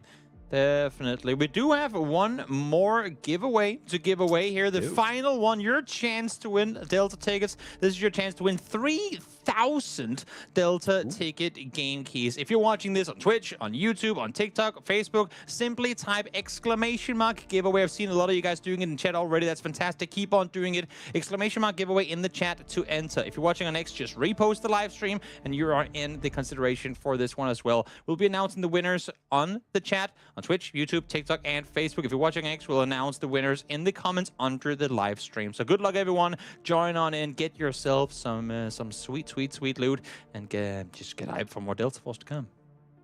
Yep, without a doubt. Again, listen, Toby, man, we're missing out on some of these giveaways. We got to get a way to jump in. 3,000 Delta tickets. Wow, that is going to be very, very huge. Good luck to everybody kind of at home for that one. But with that being said, Toby, I think we're going to be ready with an interview from one of the members from Team Alliance. Incredible. Absolutely incredible. Lynx, welcome to the broadcast. My man, what a way to finish off the day. How are you feeling after that one? I'm pretty happy actually. After the first Pro League game was pretty hard actually, then unlucky, and this one was good so far. I'm really proud of the boys and our team effort.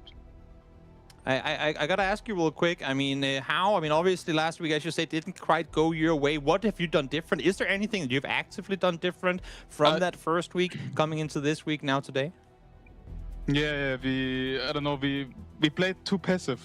I don't know, we did not play our usual play style we usually play, and today we stopped playing that passive like in the first Pro League day, and it worked. Definitely did. Listen, kind of the theme of the day here, Lynx, that we were kind of noticing was that across all 5 of the games, you're mentioning the words passive here. We felt like all 6 of the teams were actually playing pretty passive. Like there weren't any fights happening until like the last 5 minutes on every single one of those maps. What did that feel like for you guys for Team Alliance? Yeah, it was, I don't know, it was only a waiting game. It was, I don't know. We don't want to do the first step because we had the first brick on Brakkesh. And maybe we could have just cleaned up on the brick on the first Space City map, but yeah, then was unlucky on brick. Grind died pretty fast, and then I just died as well, and then the brick was gone. But yeah, the playstyle is way too passive, in my opinion. Is this passive playstyle, or well, I should say getting out of passive playstyle, something that you expect to see other teams try and turn away from coming into the weeks to come? Or like, are you kind of just enjoying being there on your own right now, daring to go and make plays, or do you expect to see some more aggression out of the other teams moving further forward into the season? I'm pretty sure the play style will change in a more aggressive style. Pretty sure. But I mean, it's the second day of the Pro League. It's just coming in and just getting confident, and maybe nobody wants to do mistakes and stuff like this, and but I think it will change for sure. Nice. Well, would love to know a little bit more about your team there, Lynx. Kind of break down real quickly for all of us at home to kind of how you guys delineate some like what is everybody kind of responsible for on your team? I mean, Grind is a good IGL for sure. Easy is one of the best salt operators I've seen. Yeah, I don't know. I'm just a Recon player. I don't know. It feels we're just matching each other. It's not about Grind is only calling or Easy's just going in, just getting the kills. It's just about we're just matching. I don't know. It's feels good. You know, I mean, it looks like it feels good. It looked good on screen as well. You guys gelling real well with one another. Looking forward to see you get even more highlight-worthy moments in the weeks to come here in the tournament. Any final shout-outs you want to do, Lynx, to fans, to viewers out there supporting Alliance? I've seen a lot of Alliance spam in the chat supporting you guys on from the very start of the day. Yeah, thank you for all the support, for everyone. My relab mates, all the community, all the Delta Force community. It's fucking amazing. Yeah, it's... Thank you for all the support. Hope we can continue our wins. Hopefully you can. And thank you, Lynx, for making what was a pretty passive day into a very entertaining one at the end of it all. Thank you so much for joining, and congratulations again to Alliance Vivid, who, I mean, he said it so perfectly, and we were kind of saying it during the day. Teams just not really daring to make plays, but it is, of course, still early days in the Rise series. Yeah, he felt like in week number 1, they had to kind of play a little bit differently than how they did there. They felt like he was too passive themselves in week number 1. So kind of switch up that approach, went for some of these Mandelbricks here today, and it worked out. You can see Team Alliance are going to be your winners here between this match number 4 of Group B and Group D. So they're going to be picking up themselves 10 total group stage points, which will, again, will help them so much on that overall leaderboard, because they were able to pick up 8 points from being in first place and then 2 points from their Mandelbrick captures as well. But NBA are also going to be having a little bit of a surgence up the leaderboard as well, as they're able to pick up 2nd place, a Mandelbrick of their own. FLC, by the way, did end up coming out in 3rd place, WLG in 4th, Fnatic in 5th, and unfortunately for Team FPOV, it looked like they were so close to being in 3rd place at the end of the day. Yeah. But unfortunately for them, they're going to end up in 6th place, and unfortunately 0 points towards the overall leaderboard if you do find yourself in that 6th place spot. Absolutely crazy that FLC Clan gets that 3rd place spot off of having been eliminated, 10 minutes into the game. They're just like, oh, we're done. Let's turn off the PCs. You're like, no one talking afterwards. Then they check Discord tomorrow, go like, wait, we got 3rd? What happened there? But good on them for being able to bring that one home. And this is what I love about leagues and series as compared to one-off events. We see so much evolution. Like all these teams, they get to play each other for the next couple of weeks. We get to see them evolve so much over the course of the next period of time. Already Alliance from last week to this week. We see teams within the same week do crazy things. And then, of course, I mean, fully deserved match MVP of the day here, Lynx. And incredible playing 2100 damage, 7 kills, and of course a massive impact player on Alliance getting this win. Yep, without a doubt. And I love the fact that, I did get the opportunity to ask him how his team kind of, delineate some of like, dude, listen, man, nobody's kind of responsible for any one thing. Like, he just feels like they all kind of contribute in terms of making some of the calls for the IGL. Obviously, they have somebody that is kind of dedicated as their IGL, or have somebody that's dead as like the recon player. But outside of that, he just kind of said, listen, we just kind of work together, man. That's all we kind of do. It worked out here today, and the results are actually kind of in here for some of the player rankings, right? This is going to be kind of like that individual player ranking over the course of the competition. Quick reminder, we have seen every single team now play twice, so this is pretty much all fair game. True. Still going to be seeing Team Gotaga Nox up in 1st place there with 21 kills of his own. Nast is up there from Team AGARTHA with 19 as well.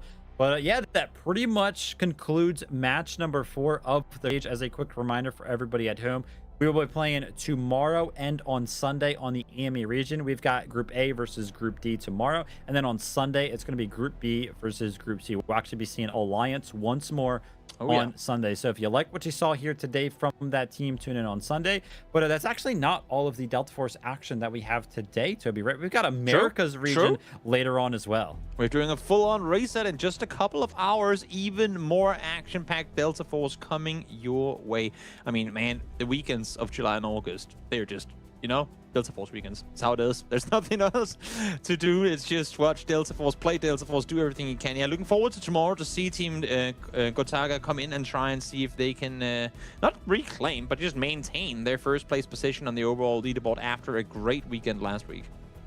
Yep, would love to kind of see them continue on. Again, I got to mention it. Nox on the side of Team Gotaga is an absolute pleasure to watch. So seeing him kind of return to the stage tomorrow is going to be fantastic. Very, very excited to kind of jump into that. Let's go ahead and take a look at how the standings look here as it pertains to the group stage specifically. Reminder, we came into today, we were like, listen guys, the leaderboard is a little skewed because some of our teams have only played once, but now all of our teams have kind of played twice, and an absolute surgence up the leaderboard indeed from Team Alliance. They're not going to be taking down Genius or Team Gotaga in those first and second place spots, but they are now going to be in third place. So great job from Team Alliance, and also MBA are going to be going up a couple of placements as well. You can see them over there in 7th place. Unfortunately, Team FPOV and Team Fnatic, a lot of work to be done next time we see those guys up here on the big stage. Yeah, I mean, a lot of work potentially. We'll see if that's, I mean, Alliance jumped literally, what, 1 point to 11 in a single day. And that was, I mean, according to Links, mainly them going, we already kind of knew what we had to do. We just got to stop playing so passive. Maybe for FLOORPOV and Fnatic, it's the same case of them just gotta, you know, get out of their foxholes and get ready to fight, and not play too scared into the engagements. Maybe we'll see them rise up the leaderboard as well. Because if we see other teams start going out and play daring the same way that Alliance did at the end of the day today, if just half the lobby starts doing that, we're having a whole different broadcast going on with it for the days to come.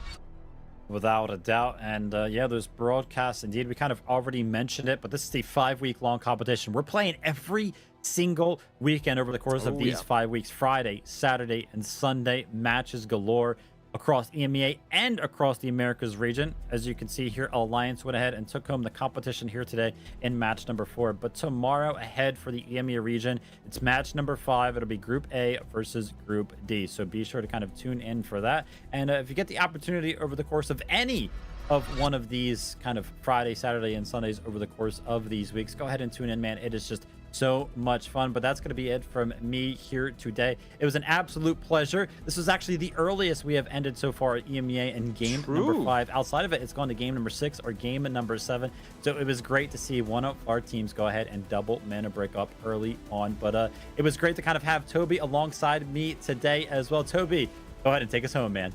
Now it's a good time, man. Lovely getting to cast with you, of course. Been watching you cast a lot in tournaments past and this tournament as well. Pleasure working with you. Looking forward to having a fun weekend with you here as well. Yeah, hopefully the teams have learned that, you know what, you might not think it's the team with one Mandelbrick that's on the Mandelbrick station again, but go over and check it out. Just for good measure, make sure you don't finish in game 5 tomorrow. We'll see if the teams come in with more ferocity or if it's going to be a passive affair once more. But with that out of the way, thanks all for tuning in for EMEA here today. There's more NA America's action coming your way later today, so hop on in for that. If not, we'll see you again tomorrow.